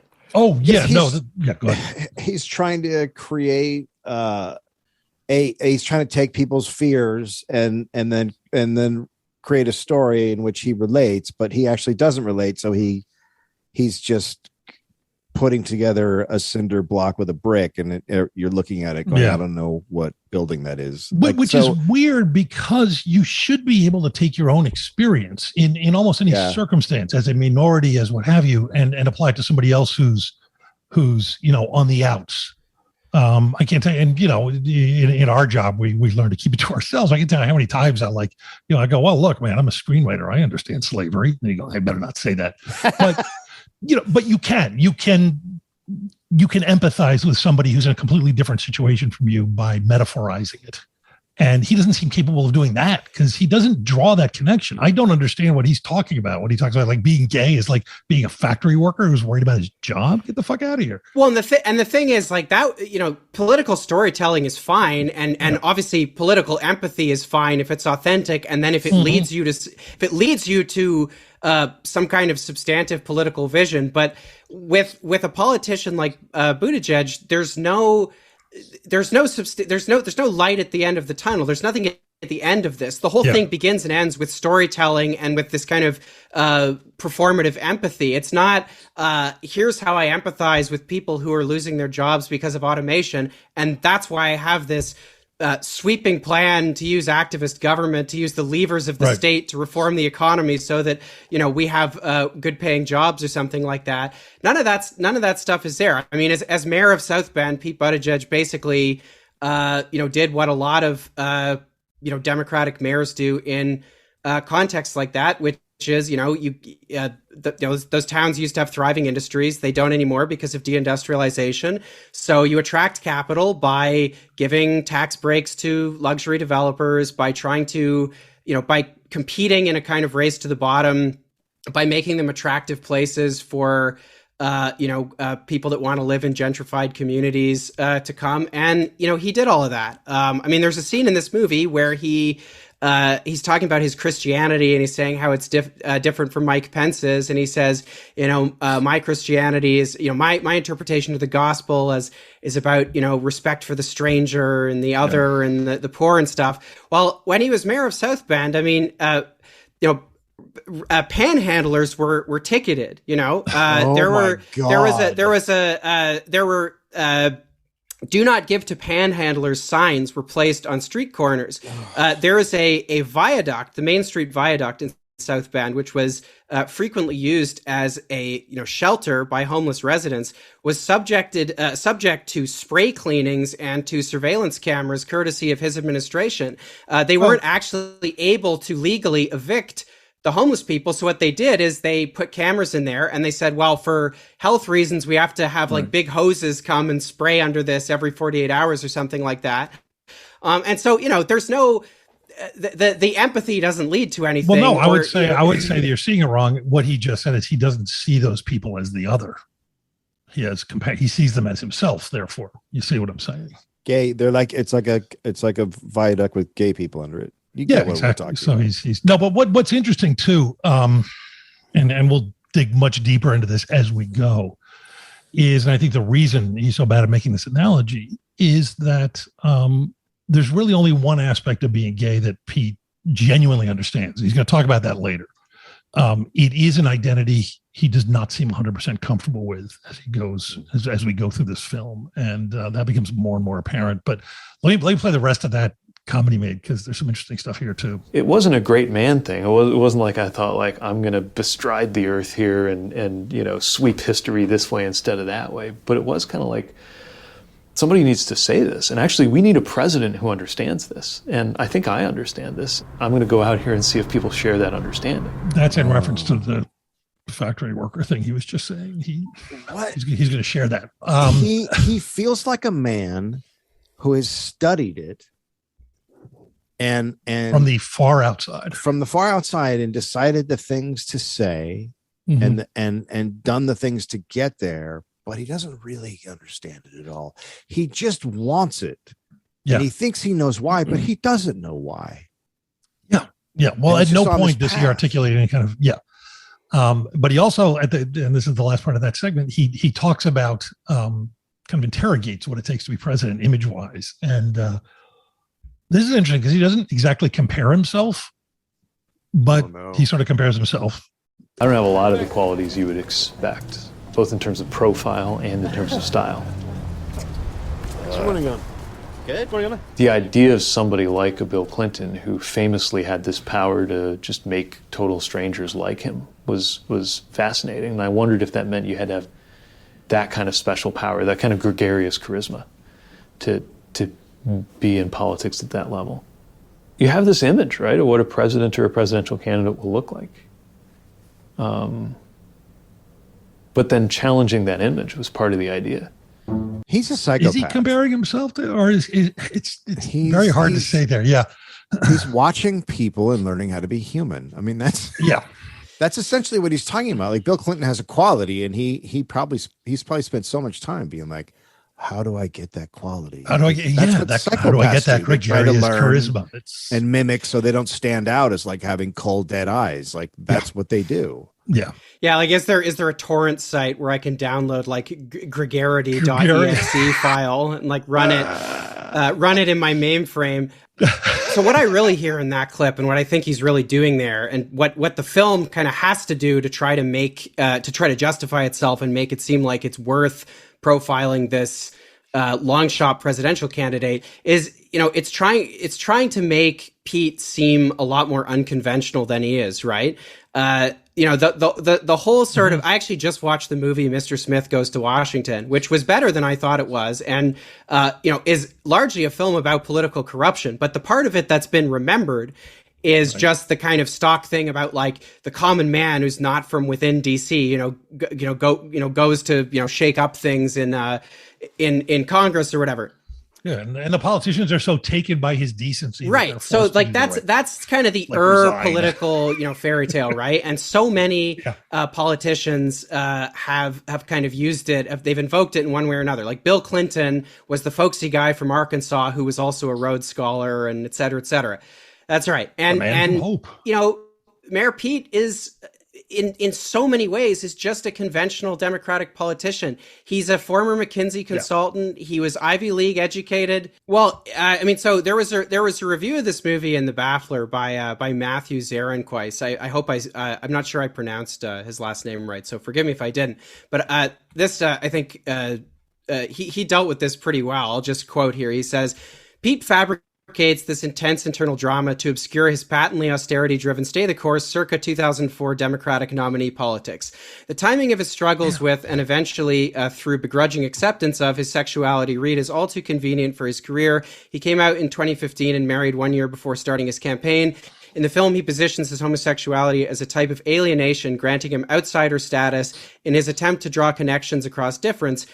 Yet in practice, his gayness functions as a shield from criticisms of his status as a white man with an Ivy League degree. When asked about his whiteness, he plays his identity politics card. But I'm gay. This reads less like drawing connections across difference and more like a cold, calculated deflection. Pete leverages his experience of struggle in his pursuit of the Pennsylvania Avenue address. His gruesome tale of a war inside him is no match for the war he'd prefer to be waging to deepen the neoliberal politics of the Democratic Party and lean into the death spiral of American capitalism. Yeah, and we're going to get to some of that stuff in a minute, because the thing, and I'll just say now, And that article seems to could be seen to reinforce my sort of half tongue-in-cheek theory, and that I used to hold, but I have said for several weeks now, at least, that Mayor Pete is not actually gay. He is, and we'll get to why I know this for a fact later, because it does, forgive the turn of phrase. You know my theory about Mayor Pete, right? What's the Stephen King movie about the politician, The Danger Zone, The Dead Zone? I think Dead he's Zone. Dead Zone. I think he is. Yeah. That character, and something has happened, and he is actually played by. He's taken physical form from the novel, and that's who he is. Yeah. Well, by the way, so what you're saying is he's been influenced by every time Martin Sheen plays president, Mayor Pete, his ears perk up. So there's a sweet little moment here. He's walking through his campaign headquarters. There's a sweet little moment where he looks in a door, and you don't really see what he's looking at. And I made an assumption, and it was wrong. But here's the scene. Pivot? Did somebody say pivot table? Pivot table. I love pivot tables. What are you trying to do? Okay. Do you remember this, Luke? He just looks in and he sees something, and he's like, "Oh, is that a pivot table?" Now I'm sitting here. I'm like, "Do you know what a pivot table is, Dave?" I know. Do you, Luke? Because I'm like, oh, it's some kind of cool furniture, right? I'm like, I know people like that. It's like, I got friends who are carpenters or like, or architects. Like, I love dingbat houses. That's an actual term, kind of house in LA. I love pivot tables. I'm like, oh, seemed benign. It actually seemed like, oh, here's a guy who there was almost something kind of, I don't know, I don't want to say like working class, but like human at least, like a little bit of like this, maybe a guy I worked with. No. Do you know what a pivot table is? I had to look it up because I'm not a dweeb. I'm reading now. A pivot table is a table of grouped values that aggregates the individual items of a more extensive table, such as from a database, spreadsheet, or business intelligence program within one or more discrete categories. This summary might include sums, averages, or other statistics, which the pivot table groups together using a chosen aggregation function applied to the group values. He loves database spreadsheets. What the fuck just happened? Yeah. That's what he loves. I love those. And it's one of the few moments where we actually can light up and be spontaneous. How do we save Chasten? What in the fuck? He's a psychopath. Because that's one of those things I'm talking about. When he's walking past the door, he looks and he sees something, and his brain goes, act like you're human, make a comment about it. Well, and then when he does, and I'm not even going to play it because by the time this drops, even by the time we recorded it, the date night clip has been played to death, and even Dave has seen it. But like, there he is being personal. It's just so sad. It's what is it?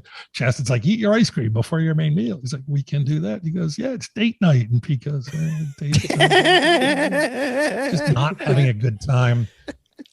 By the way, I do want to see the Liz Smith documentary. Someone needs to make that. Because she plays a prominent role in this film, and she also has one of its most memorable quotes, which is right near the beginning when she's rather effusively telling somebody that policy doesn't matter. Oh, you're gonna play it? I'm about to play it. Oh well, okay, yeah, yes. This is the other. This is part of that though. Dude, how stoked are you? I told you Pete Buttigieg is to take off. What's the explanation? Is that he's offering something completely different and is the absolute opposite of Donald Trump, and that's what people want. He sounds completely different from everyone else out there, and he's not going out there and performing for people. He's not out there as a circus act. I really, really do think it's as much about his style and about as much as who he is as a person as it is about like policy and all of that stuff. But listen to this part at the beginning again. I love this when she catches herself and changes direction. What's the explanation? Is that he's offering something completely different. Wow. And that is the first of, I believe, 3 times the word policy is used in the film. Holy shit. We all know that's the biggest problem with the Democratic Party is this just massive group of consultants that get paid to really just offer the shittiest positions and repeatedly fail.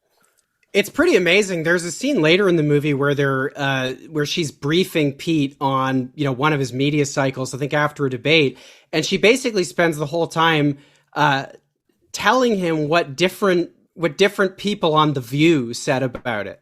And she's also, remember that there was that she apparently sort of discovered him too. It was like her seeing this guy somewhere. Really? Like, oh, I can do something with that. I can work with that. Oh clay. my God. Yeah. But wait, you just described Josh on The West Wing finding his candidate. Yes, on The West Wing, which we're about halfway through the 6th season. And that's how he found his candidate. Trying to do this with with Jimmy. What's his name's character? Here's I love this one. This is Pete talking about himself. This goes to what we've been talking about before. Another question is, how much more should we do to root this in biography? It's like, look at this young Midwestern veteran who's kind of out there, right?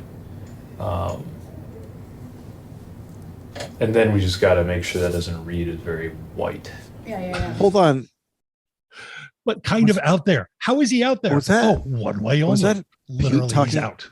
That's it. Was he talking That's about the himself? only way Pete is out there. He's talking about himself there. Yeah, he's talking about himself. God, so fucking weird. Yeah. Midwestern guy who's kind of out there. I just can't. Like, it's just the business of politics where you have a meeting like that and you discuss how to sell yourself is just so fucking. I know, but it's weird. Well, I don't think you do. You really, because that was one of the things that confounded people on the Bernie campaign. We've talked on the show. It sort of confounded them at first, and then you realize we don't have to do that with Bernie. We don't have to figure out what speech he's going to give to this group as opposed to that group. We don't have to. Yeah, it's really sickening because there's absolutely no concept of policies. But again, his campaign was one in which the policies shifted all the time based on whatever the fuck was going on. It was just Pete, and this is why. Let's go to Medicare for all. Yeah, I mean that's actually a really important point about Pete, and it's hilarious given the thesis of his last book, which is that trust is declining across America, and the biggest precondition to trust is consistency. Well, this is coming from a guy who in the last kind of 2 years has had arguably, 2 or 3 different political identities. And if you go back, it's hardly ancient history. If you go back to his first race, which I think was in something like 2010, he was courting the Tea Party in that race. He has worn so many different political hats. He launched his presidential campaign as this kind of progressive, he was going to abolish the Electoral College. He was making these kind of progressive noises. He was this, renegade upstart. And then sort of by, mid-campaign, he was, helping launder talking points seeded by health insurance companies into Democratic debates and having explicitly pledged his support for Medicare for all to someone on Twitter. But totally unequivocally pledged it.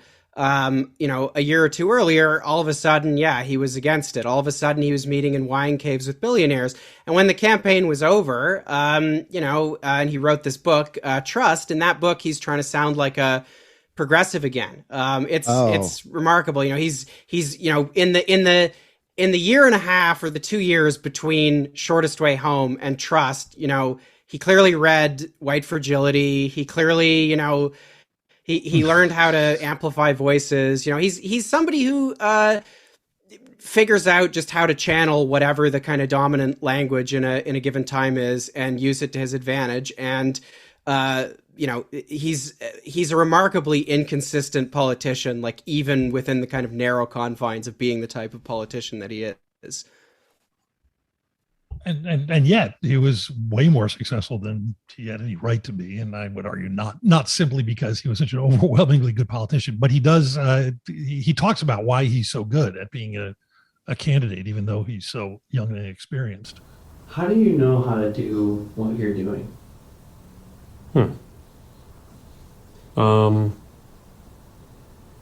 Well, this whole thing is on the job training. You learn by doing, but I kind of know what to do because of being mayor. Like, I know how to handle myself in a TV studio. The difference is just there's way more people watching in the TV studios I go into now. I know how to work a room. I know how to explain complicated things. I know how to repeat myself without going totally brain dead. He doesn't. Yeah. Is he a stand-up comedian? What's he talking about? Yeah. Holy shit. It's just a void. Yeah. It's a void. Yeah. Yeah. There's nothing in there about it. It's just he knows how to do the nuts and bolts. So he should be president. I mean, what he's saying is you could literally just find someone off the street if they were good at that, then they're as good as him at being president. Yeah.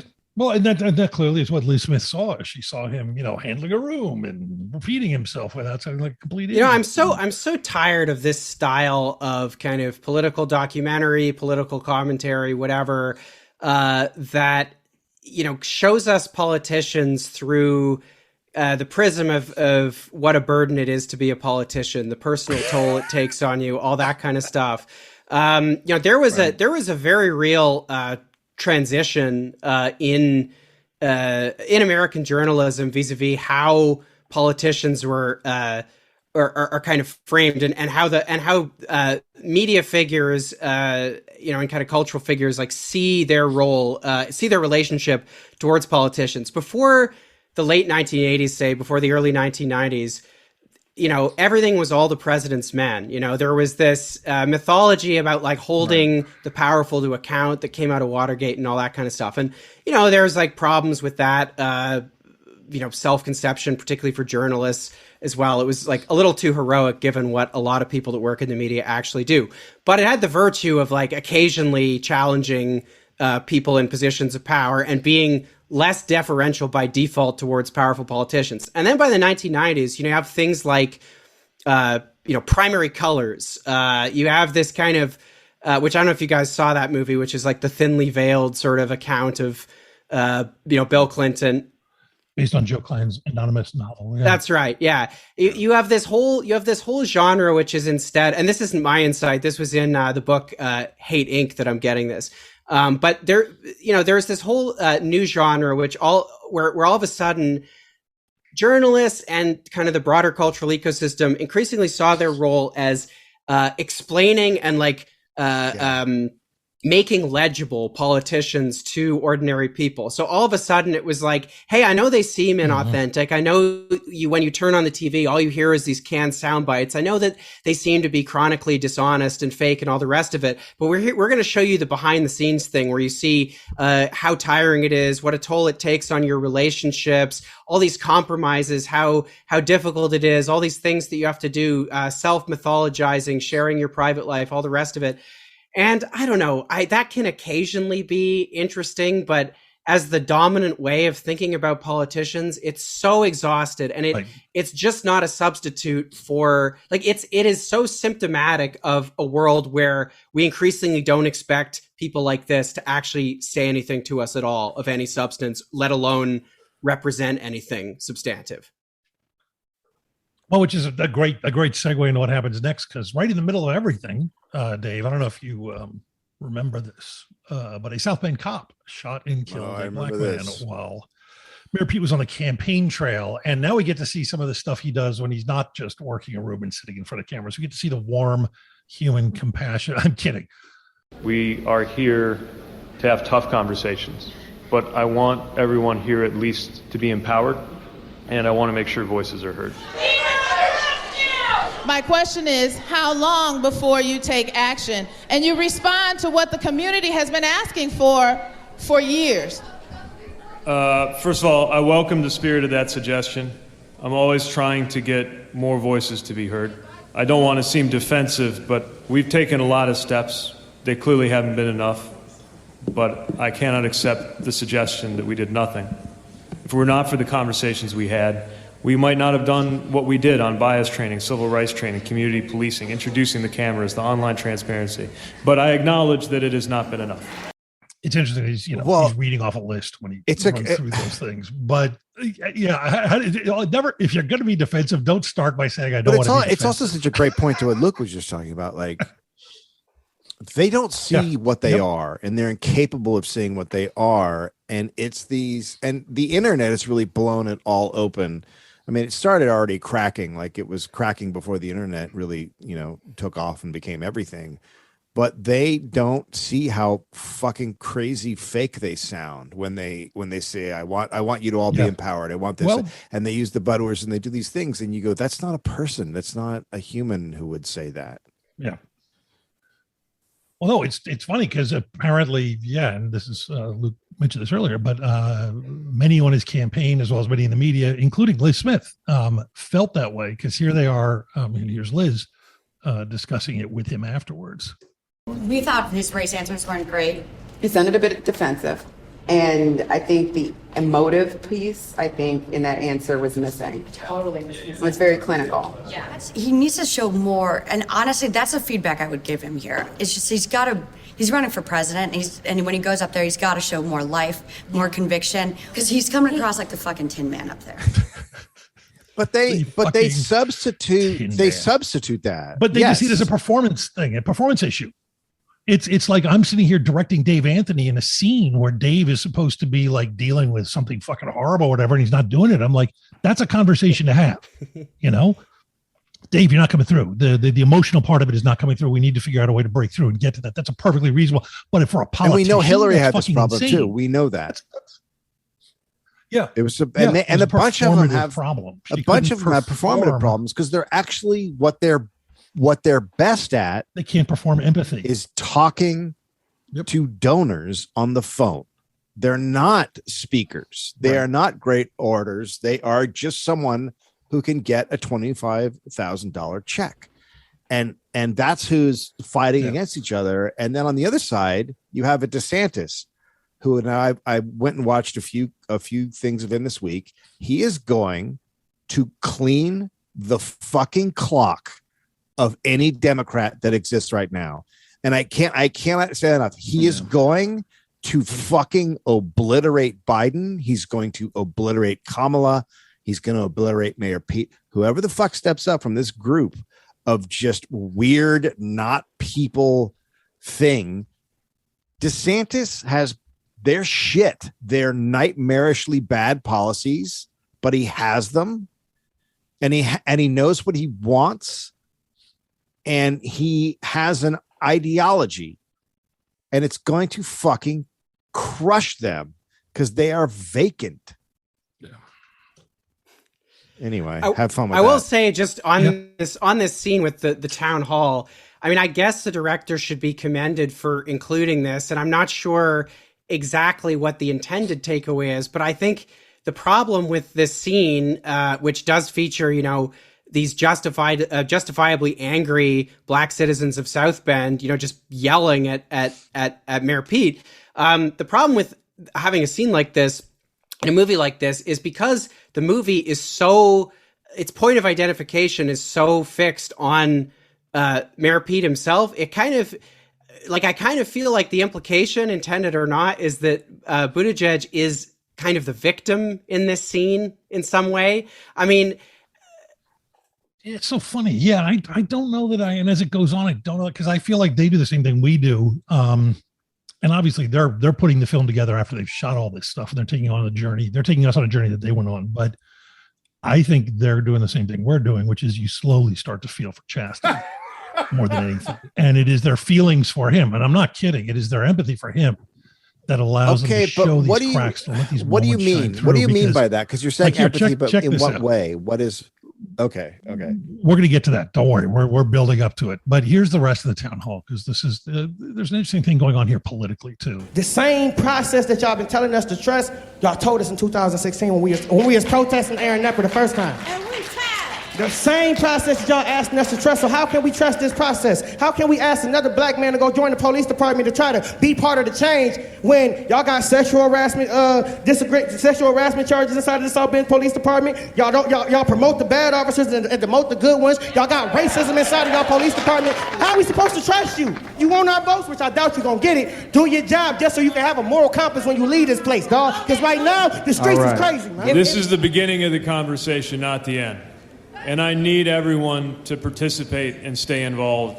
So you can decide whether or not you believe in me, but I believe in this city. I believe in you, and this is part of it, and we'll keep it up. And I thank everyone for caring enough to be part of this, and I thank everyone for believing that there's a way forward in our community, because this is our home. So thank you. Now, why not just say the fucking truth? And here's the problem. He's the mayor. The police and their union are stronger than he is. He doesn't have power to deal with this stuff. He should be appointing judges who can overthrow qualified immunity and make it possible to prosecute these motherfuckers. But he can't. He's not doing these things, or he can't do these things. And you could sit up there and you can go, man, I'm with you. You understand? I don't have all this power. They won't let me do this shit. But he can't do that either because it makes himself look weak. And it also means he's got to turn it back on the police, which is going to piss off, his real Democratic base. But it's like he could actually be speaking some truth here instead of, Jesus Christ, imagine going to this thing, and these are people who've been around the block a few times, but there's always that sense, maybe tonight, maybe we're going to this thing. We're not going to this thing because we believe nothing will come of it. We're going to this thing because, like everybody else in this country, there's a kernel of hope that something will come out of it. And you've been talking to this idiot for a couple of hours now, and he goes, this is where the conversation begins. Like, that's where you rush the stage and drag the guy off. It's like, no, man, we wanted to walk away with something fucking concrete. And you're telling us that you want everybody to feel empowered, and this is where the conversation But it's like you said, begins. he's from 2004, and it's not 2004. And Right. You also, like, a dude just got fucking killed by cops. Like, yeah. And he can't go into it. He's like, the conversation starts now. Yeah. No, it sounded like the conversation started a long, long fucking time ago, and nothing's happened. Yeah. They don't have answers. The Democrats don't have any answers for our problems, and he's just a great example. He's just a crystallization that they have no answers. But I can't imagine that as mayor, he doesn't actually have some answers. He just can't do them or talk about them. I don't know if he does have answers, Josh, because I think he lives in that little tiny area we talked about before. He's trying to figure out how a tax cut would help. Like, he doesn't live in the world where you blow it up and fucking start over again. And that's right. No, that's all of America right now. All of Yes. America is a fucking disaster shit show. And all the shit has to be obliterated and rebuilt, or else it's going to stay like this. But look how, and again, I know it's a specific place, but you look at Philadelphia, like Larry Krasner went, hey guys, one of the problems with the police union, these guys are corrupt and they're fucking evil and they have more power than the mayor. And that poor guy, of course he got reelected. I mean, it's yeah, because he was actually speaking truth to people. But and he came from he started from a different place a long, long time ago. Yes. Pete got shit out of fucking McKinsey, absolutely. And now he's like, hey, how do we say some things and make it better? And it's like, the cops have to be fucking fired. And like, he should have sat there and said, yeah, that cop should be gone. He should be fucking gone, but I can't do anything. Like then they're on his side, but he can't do that because then he loses the police unions, right? And he thinks he's going to get the police unions, even though he's never going to get the police unions, but he wants to try and get the police unions. Like, they're just fucking dumb. They're dumb politicians. It's exhausting. The one thing someone said is we're tired. Everybody in America is so fucking tired. We are fucking exhausted. That's the thing they don't teach you about fascism coming. It's fucking exhausting. It's just tiring for everybody. How's Canada? Well, this segues into, I think, one of the most telling moments in the documentary, and this is amazing. Listen carefully. This is an incredible moment. The challenge always when you're working with consultants is to take good advice and still be yourself. One of the things they say I've got going for me is authenticity, right? So the last thing I want to do is do or say something that's not me in order to satisfy some desire for me to be more emotional. 1 minute for your closing statement. And the weird thing is, it was always framed as like, let loose, be yourself. But to do that would not be myself, or at least not be real or authentic. Yeah. You heard it.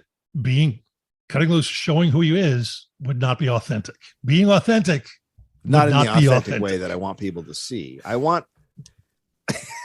Honest to God, this to me is so much better than that depends on what your definition of is. I can't even begin, because that's just wonky. This is fucking amazing. Well, I can't be authentic because that wouldn't be authentic. Well, I guess the intended point here is that, he's a modest guy who doesn't, sort of instinctually go out into the open and share all these personal details and stuff. But that's not really believable when you're watching a guy in a film about his run for president, where the whole thing is about his, self-mythologizing. That's a pretty immodest thing to do. But also, I'm never showing you anything, though. And it does get weirder, though. Obviously, you're rewarded for making good television. So I get what they're saying. Like, it's important to connect at an emotional level and not be in your head too much. Then again, my approach to a lot of these things is to think them through. In my way of coming at the world, the stronger an emotion is, the more private it is. You present as a very calm person. I'm a very calm person. Do you always feel that way? No, of course not.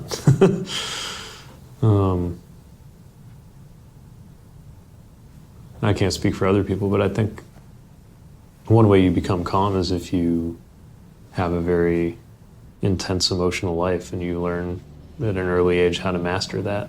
You've got to learn to balance all of that and take it on board and not let it throw you. He's got a very intense emotional life. No. That he is Spock, man. That was the whole thing with Spock, is he felt things more than anybody else on the Enterprise, but he couldn't show them because he had been raised into this disturbed culture. Well, if he's really like Spock, then every 6 or 7 years, whatever the cycle is, he'll have like, what do they call it? Pung far. Yeah. Pun far, yes. And I don't want to be around when that happens. But this all leads into the moment, and this is where I'm going to talk about. Yeah, before okay. Before you go into this, so there's something about this that's, because I'm a stand-up comedian. One of the first things that happened to me that was like a really big someone, like a comedian, grabbed me and was like, I was in the Punchline. I was like a year and a half in, and this comic, Mike Sweeney, sits down next to me and he goes, so you're really going to do this? And I go, yeah. He goes, man, get ready, because you're really going to get to know who in the fuck you are. Mm-hmm. And you really have to figure out who in the fuck you are to be a stand-up comedian. And because of that, I'm listening to this and I'm going, this guy's doing the fucking opposite and saying he is. But and this is the same thing with Kamala. And that's why it rings so false to people, because as a stand-up, the best stand-ups, you figure out how to stand in front of people and be your true self. And even if that true self is ugly or whatever it is, and make people accept you and laugh and like you. It's a version of like, this is the fucked up thing I am. And if you just met me on the street, you might be like, oh God. But now that we're in a club, you can fucking laugh and go along with me. And all of these Democrats, and it's Hillary and I wouldn't put Biden in this camp. I think Biden knew exactly who he was, always. Now he might not, but he did for a long time. But like these new ones, they're all trying to be like little Baracks. They don't know who they are, and it oozes out of every fucking part of them. And this is him going through it, and he just doesn't know. He has no fucking idea. It's funny you mentioned Barack too, because it's so consistent in the film, you sort of stop noticing it. And people have commented on it before. Obviously, there's that great clip mashup thing going around. But you notice that Mayor Pete's greatest trick, Luke does right, is he talks like Obama, always. Yeah. All the cadences. And I keep getting reminded of, there's that period, remember, in Christian Slater when he did Heathers, and then a few movies after that where there's like he did the best Jack Nicholson around. And it was like, that was part of his shtick for a long time, but it worked. You were like, oh, I love that guy. He sounds like Jack Nicholson, There's a guy now making movies that are really bad. They're low budget action films just because he looks just like Charles Bronson in the 70s. This is Mayor Pete's trick. I sound like Obama. That's it. That's all I got. And that's also something you do as a stand-up. There's stand-ups you like, and as you're starting out, you're like I remember Greg Barrett, watching him be Jake Johansson and then Jeff Bolt, and then he finally figured out who he was on stage. Mm-hmm. And he was himself. But you go through these things where you're being other people because you're like, this is what I like, but it's not who you really are. And he's still there. He's trying to be Obama and himself and what people want to see, and gay guy, and like it's all over the fucking place. Well, I was just going to say, if I'm not much mistaken, Josh has been building this whole time to one of the most strange and unsettling moments in this movie, which I have to say I'm not looking forward to revisiting, but let's go. Because I'm like, Dave is just giving us the greatest segue, because here's that moment you're talking about, Dave. This is the moment. Pete gets up and he gives a speech in an LGBTQ group, talks about coming out. This scene is the meat of it. It's where we finally meet Mayor Pete. It's where I'm not joking, where I regret, because I don't like being wrong. And I also, for a lot of, I'm like, Mayor Pete is gay. He is 100% gay. I retract all my assertions that I believe he was not. All right. And you're going to hear this. It's also, it should be mentioned that we've seen several scenes of Chasten working with a lot of different gay groups, a lot of kids. And you see him in the room talking to especially gay kids, and he's fucking amazing. And I get it's a different time. These are not kids who are like terrorized and afraid to come out, but it's like he's so warm and so empathic, and he can share his story and he listens to theirs. And what do they make? What is it like? The drag? Oh God, they make these like, don't they make drag? It's really sweet. All these scenes with Chasten, he's very likable and comes across as very authentic. It's just like, this guy is, he's doing amazing stuff with these kids, and they love him. You can see it in the room. It's like, just like I kind of want to have a cut of him, and you're like, yeah, this guy's great at this stuff. And then Pete gets up, and it's the first time he really talks about coming out to a group of people, all of whom have shared that experience. It just keeps going. When I turned 33, I was a grown man with absolutely no idea what it was like to be in love. And I wasn't sure how to get started either. So I did what people my age do, use the internet. It's a really happy story, but there's another part of the story that, frankly, even now, I have a harder time talking about. And it's the fact that when I was younger, I would have done anything to not be gay. When I began to halfway realize what it meant that I felt the way I did about people I saw in the hallway at school or the dining hall in college, it launched in me something I can only describe as a kind of war. And if that war had been settled on the terms that I would have wished for when I was 15 or 20 or frankly even 25, I would not be standing here. If you had offered me a pill to make me straight, I would have swallowed it before you had time to give me a sip of water. It's hard to face the truth that there were times in my life when if you had shown me exactly what it was inside me that made me gay, I would have cut it out with a knife. Thank God there was no pill. Thank God there was no knife. Yeah, he just keeps going and just like lingering over what he would like to have done to himself to stop being gay. And I'm like, that is not a speech that someone who's, well, you can see in the subsequent scene where he's talking to Chasten how upset Chasten is by this. We got that. Because they cut to Chasten at the table. Well, then and the look on his face. This is the realest we've ever heard him. Absolutely. And they have this look on Chasten's face while he's watching this, and he's just trying to hold it together. Like, this is creepy. And what's really amazing to me, there's a million things you don't just talk to your spouse about, and I don't want to get, when people's relationships are what they are. I'm running for president, and Nancy, my wife, is on the trail with me and working with me on a daily basis. She's going to know what I'm going to say when I stand up in front of a group. I am not, especially like this. He clearly has not told Chasten what he was going to say when he got up there. He did not run it by him. And it's an important thing because we're just doing audio here when you're listening to this next scene, because Chasten talks to him about it. For the first half of it, Pete's just looking at his feet. He doesn't make eye contact. Speech was good. You think? Do you like using the whole, I wish I wasn't gay thing? I just feel like I have to be honest about it. I know it's not everybody. I understand that. It's like a struggle everyone goes through, and most people go through when they're coming out. And then I appreciate that aspect of it. But you're talking about really dark stuff there, and you're sort of alluding to. Are you alluding to you wanted to commit suicide, or you contemplated? Because it kind of comes off that way, I would have harmed myself, and you don't really draw a line of where you were thinking, which is powerful, but then you have to be really clear about it. Yeah. But, lots of ahs and oohs. Yeah. So people saw you did. Yeah. It's so awkward to watch. How old is the audience that he's talking to? Did you say it's a gay group? They're not kids. They're not kids. They're not, there's no teenagers there or anything. Yeah. And when he says that's the way I feel, Chasten sits back like he's been hit too. It's an amazing, uncomfortable scene. And they stare at each other. And then it's that thing where it's maybe because there's cameras in front of us, maybe because we're getting perilously close to a conversation that we cannot have and stay together. I don't know, but it's like Chastity goes, oh, well, there are a lot of they just walk away from it, you know, in that way you do, because we're either going to have this conversation and it's going to fuck shit up, or we're just going to go back to normal and pretend we never started that conversation. You know, it's I don't so uncomfortable. It's one of those things like, you know, I've never had to have that struggle.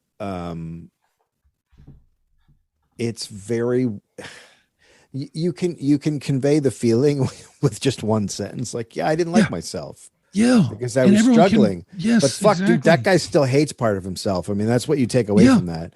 He sounds like, have you ever heard it's a very common thing alcoholics say is, I have a little monster in me. Mm-hmm.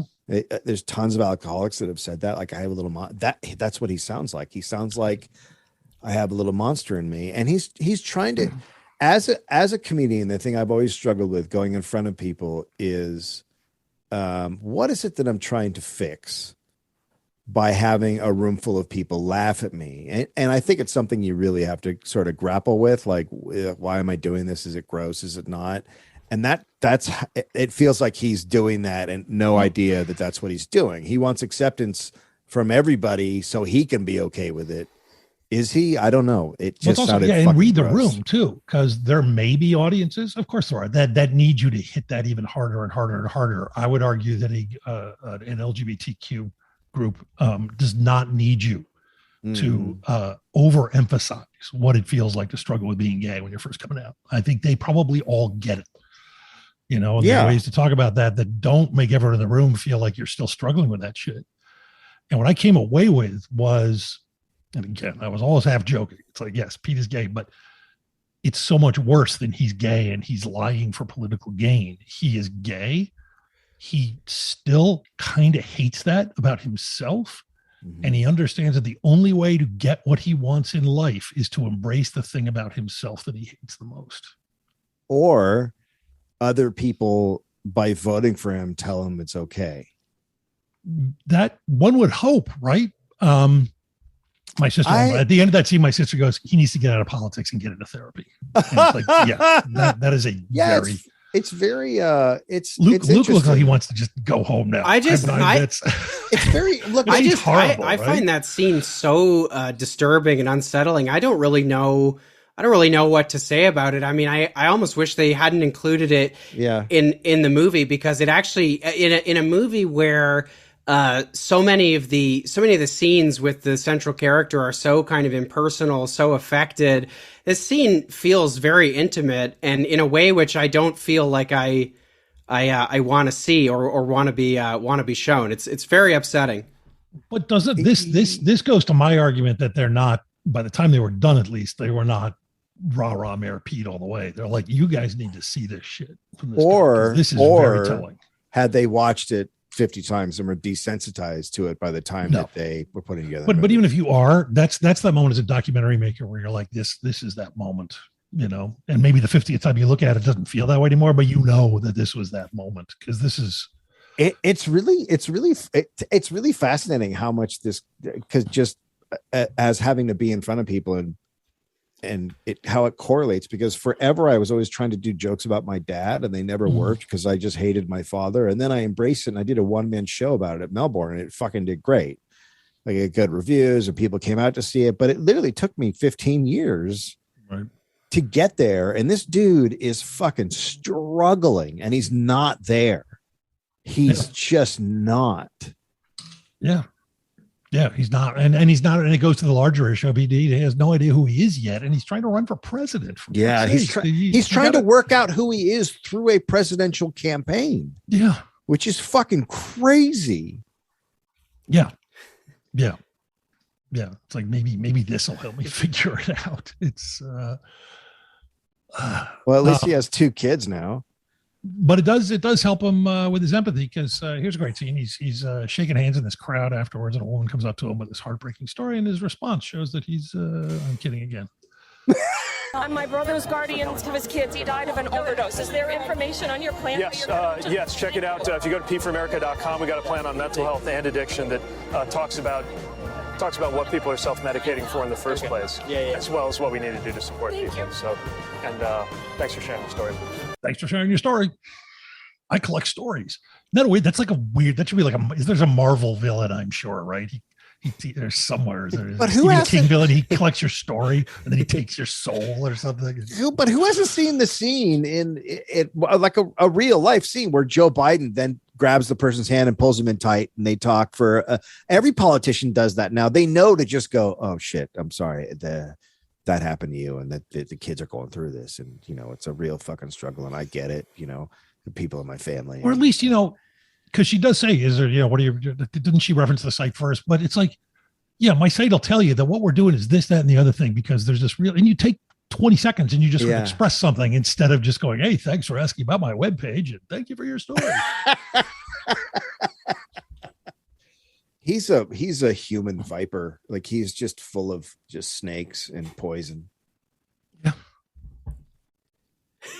Luke, you're dying. Well, the other thing that I think is worthy of comment in this movie, I want to like run away from this scene that both the scenes you just played as fast as I can. But the other scene, get back to race. The other scene that was really striking for me was, obviously the whole movie is crescendoing to the Iowa caucuses, right? Which is the closest thing. Oh, we'll get there. We have some fun stuff. There's one bit on race here before, because Iowa's glorious. Glorious.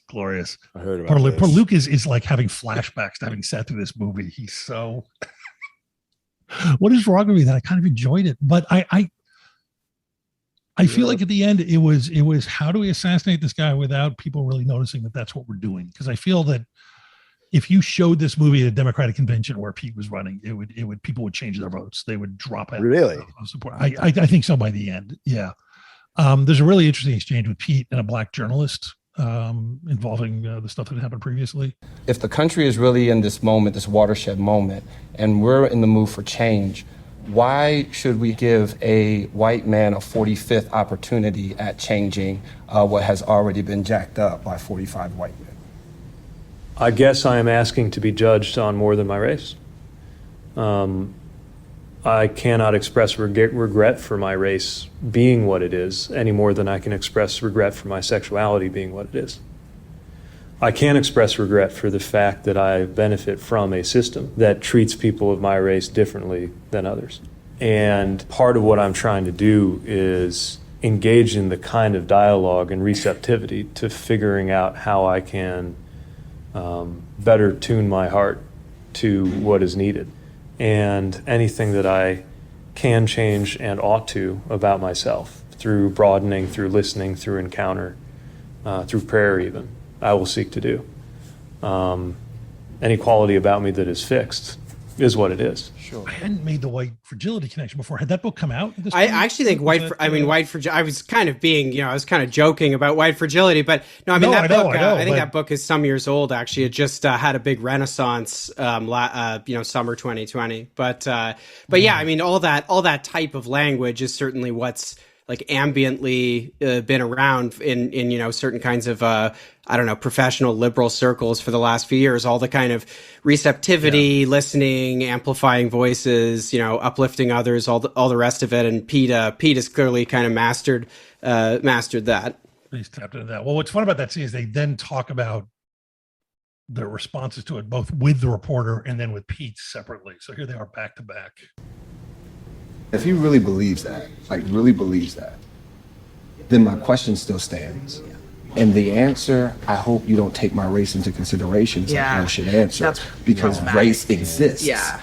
It exists. It's here. The reason why he's here is because race exists. The reason why he went and met with Al Sharpton is because race exists. Yeah. Because he's running fourth, but only 4% of his polling is non-white. Yeah. So don't feed me. I don't want to be judged upon my race as if we're in that magical unicorn world. We're not. But the only privileged people can actually make that claim. That is actually the point. That's like me. I think a white candidate, especially a new white candidate, just has a lot to deliver.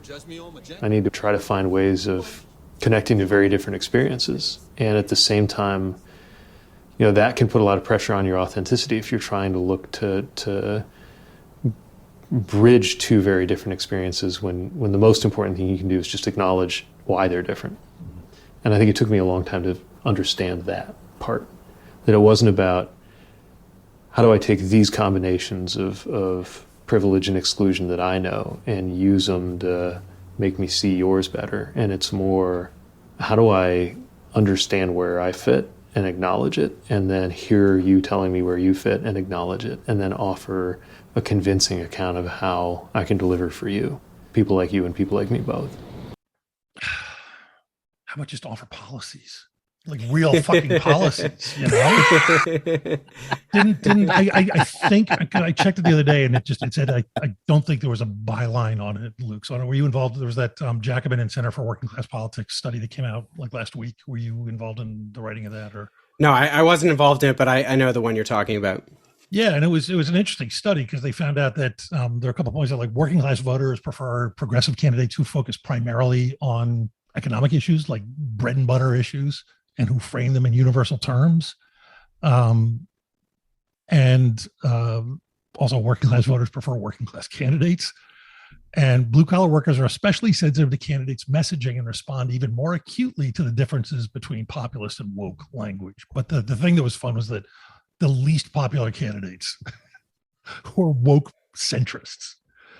And there he sits just talking about this language of listening and inclusivity and identity and if it's woke centrists who the Democratic machine constantly elevates, right? When India Walton, Right. who is a working class black woman, won a primary, in Buffalo, all of a sudden the Democratic Party machine or parts of it weren't quite so sure about that. We're like, we're not sure we want this. It's very, very difficult to get. To be fair, she was not very woke, Luke. Right, that's right, and presumably the alienated with people because of that. Black people, as they tend to.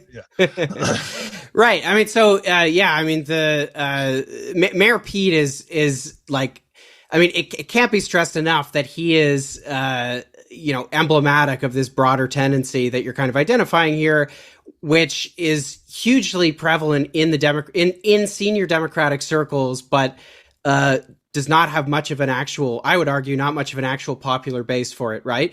Like Joe Biden, the most unwoke, most conservative candidate in the Democratic field, the one who least, channeled this kind of language, was ultimately successful, despite 2 years of the consensus view being that Kamala Harris, Pete Buttigieg, people like that were going to be the Democratic standard bearers. Even Elizabeth Warren, who began the race, I mean, she had, unlike the others, serious bona fides as an enemy of Wall Street and as a kind of, populist, left liberal class fighter. She leaned really hard into all this kind of woke PMC language, and it really didn't do her any favors. There really is, I mean, there is a base for that stuff, but I think it's very overrepresented in the kinds of educational and class backgrounds of a lot of people who, work in the media and who, get jobs as political staffers and things like that. And I'm just not sure that there's much of a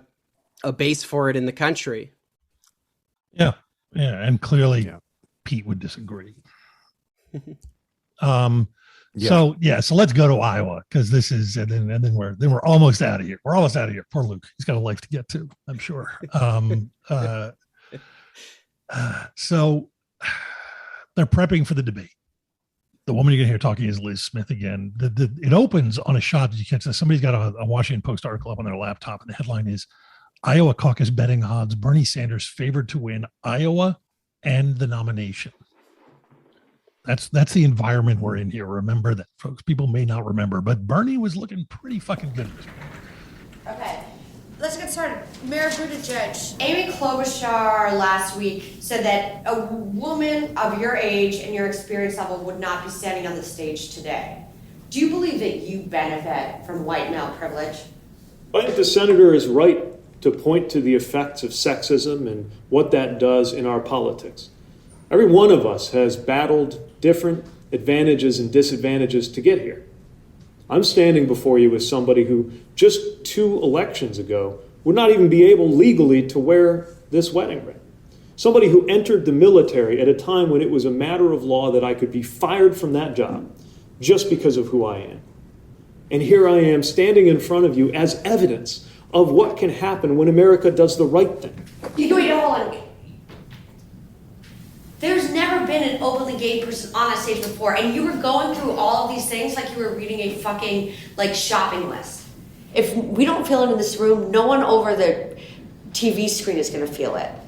So like you need to fucking feel this in you. And I think you've got to acknowledge, like, you will never understand what it's like to be a black woman, but like you understand a thing or two about obstacles that have been thrown in your way. You're not like fucking an anthropologist here. This is like a thing that you feel. I think you just be really, let me tell you about my experience. Yeah. What's nice when there's a profile shot of him in this where he's just sitting and nodding. I never noticed how much he looks like a lizard. I think we need to retract the rat thing too. He looks more like a lizard, but he just sits there nodding while they say this. And you're like, yeah, fuck yeah, man. How would that feel? I'm the first openly gay candidate. The 2 election cycles ago, I couldn't even have a husband. You know, it's like, this is fucking, yeah, I know a thing or two about getting shat on. It's like, man.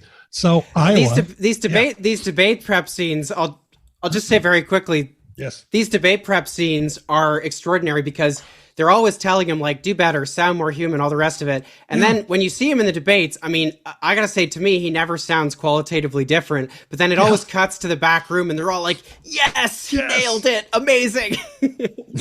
yes. They're doing, I think Josh does when Santos gives that speech where he's punching the air. And so they're all Bradley Whitford in that scene in The West Wing where he just goes, game on.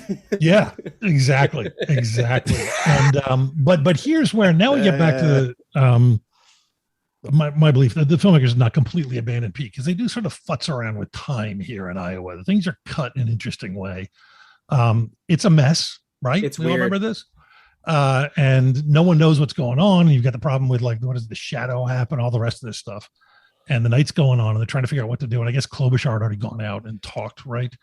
But what's interesting is, because we all thought it was Liz Smith, who was the one who was like, Pete needs to get out there and do this. But no, it comes from Pete. So here he is talking about that as they're trying to figure out what to do. I think we should get out there. They're going to talk about Klobuchar now for another 45 minutes or hour until the next person goes. It's so political to go in and give that speech. And we don't have any real indication where it's going to turn out. Well, what if it's like, we don't know much, but we know this? Like, something weird's happening. Like, or like, look, they're off crunching the numbers, and we don't know everything, but I've seen enough to know that you all have made history tonight. I know it's a little weird without having anything real behind it, but there's a way that we're not. It's not the like bullshit declare victory thing. It's the like somebody might as well say something before midnight thing. We should just go. Get your suit on. So it comes from Pete, but I love the line. It's not the bullshit declare victory thing, which basically he then went out and did. It's incredible. It's incredible they included this in the movie because the scene that you just played, it completely contradicts what he now infamously did, which was come out. He does not do the very thing he seems to be recommending in that, he does the bullshit discussion. Declare victory thing. Absolutely. It's astonishing. Yeah. What's weird is they then cut to Chasten and Pete watching Bernie. And you have to pay very close attention because there's, when you're watching it, but the implication is that Bernie goes before Pete, which is not what happened. Interesting. And this is one of the most awkward scenes in the film. And this is Chasten talking to Pete. We're going to be the only campaign that didn't have the spouse on the stage.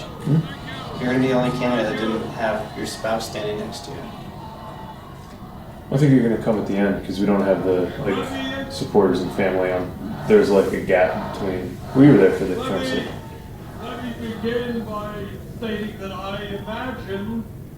Yeah, coming at the end, but everyone has had their spouse standing next to them. The results will be announced. Maybe something was like back among the. Right, but he was on stage the whole time. Yeah. So was Joe. He's it's a simple thing, and obviously there's a lot of emotion there, but it's also like, yeah, I should be up there. I'm your spouse. And Pete's kind of like, well, they supported and Amy's was in the back, and he's like, Amy Suss was there. He's like, yeah, he was up there. Pete's like, yeah. He doesn't know what to say. He does not want Chasten up on that stage. Yeah, it's really did not want, because it's hard to tell if this. Well, no, it had. Yeah, obviously this happened after the fact. They make it look as though they're discussing what to do. In fact, they're discussing what has already happened because they're watching Bernie up there with his wife, and Bernie went on well after. Is that true? My memory of the night is hazy, but did Bernie really go on before Pete? He went on after Pete, but they've got him watching, and the conversation, they've cut around it artfully so you don't realize they're discussing something that's already happened. Or it's not 100% clear. If you pay very careful, like the third time I was going through the scene, I was like, okay, they're not completely lying to you. They're just putting things before things that they are after. Yeah. Wow. Yeah. Then they go to him giving his speech as though that happened after Bernie. And then later they have Chasten advising Pete what to say, presumably in the speech you've just seen him give, which is kind of weird. But it's also really interesting, and this goes to a lot of that identity stuff and who Chasten is and who Pete is. And this is sort of a callback to that uncomfortable scene that made Luke so happy. Do you ever say, like, into that kid, Indiana, cracking the door open, wondering if it's really safe to come out in this country? I say, look what we can do. I don't know when. Maybe. Yeah. You're going to tell every single gay kid in this country today that it gets better. You just won the Iowa caucus. You're going to be the next president of the United States.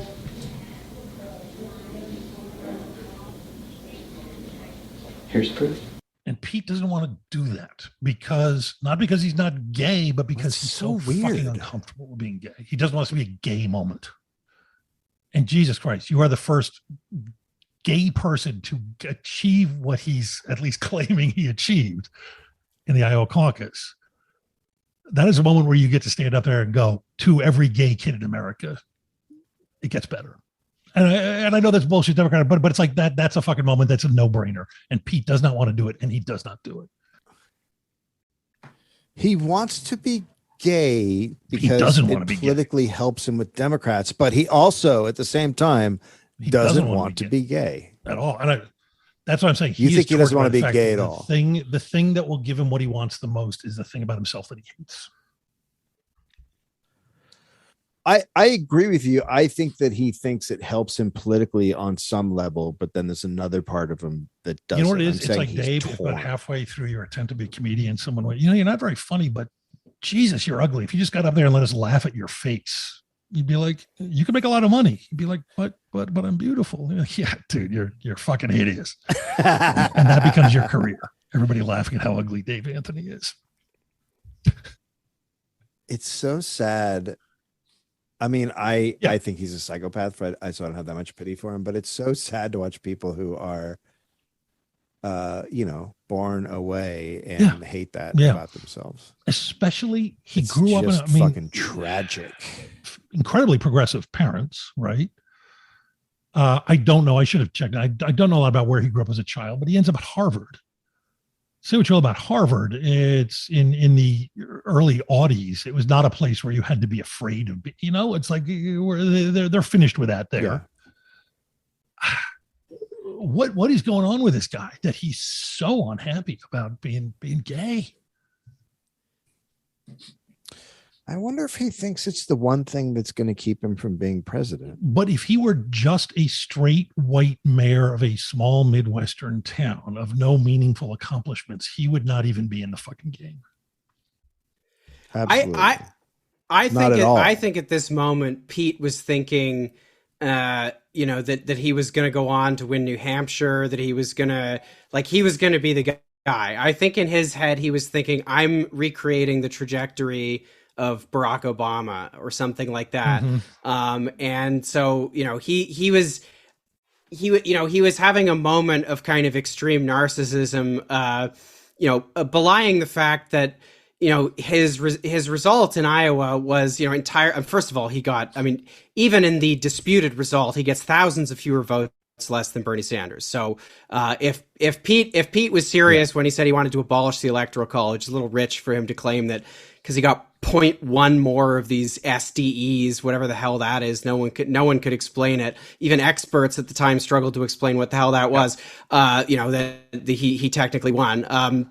But Iowa is I mean, the whole primary process is absurd, right? Like the idea that you would have this arbitrary sequence of states that you stagger in this peculiar way doesn't make any sense. But Iowa has this like ridiculous outsized role where because it's first, voters really are conditioned to think like pundits in a way. And so that's why, often you have a candidate like Pete Buttigieg do well in an early state like this and not do well in later states. Of course, with Pete, he also suffered tremendously from having 0 or near 0% support among non-white voters. But, if in a place like Iowa, you can kind of game the media ecosystem as well as the kind of SDE, the sort of convoluted caucus process. But you can game the media ecosystem in such a way that you can, without having high national popular support, you can kind of do well. And then occasionally a candidate, and this is what I think Pete was thinking in this moment, right? Occasionally a candidate will do well enough in Iowa that even if they don't at that moment have a lot of support throughout the country, the media buzz can be translated into something bigger and bigger that then, crescendos and takes them to the nomination. And I think that's actually what's happening here is he's thinking, oh my God, I'm about to do it. And he doesn't have much time to listen to what Chasten has to say. But also he's about to do it, and he doesn't want to diminish it by making it a gay thing. He wants it to be a Pete thing. Yeah, I think you're. Yeah. I only have 2 more quick clips. We're almost done this terrible slog here. David, it would have been less time to just watch the fucking movie, man.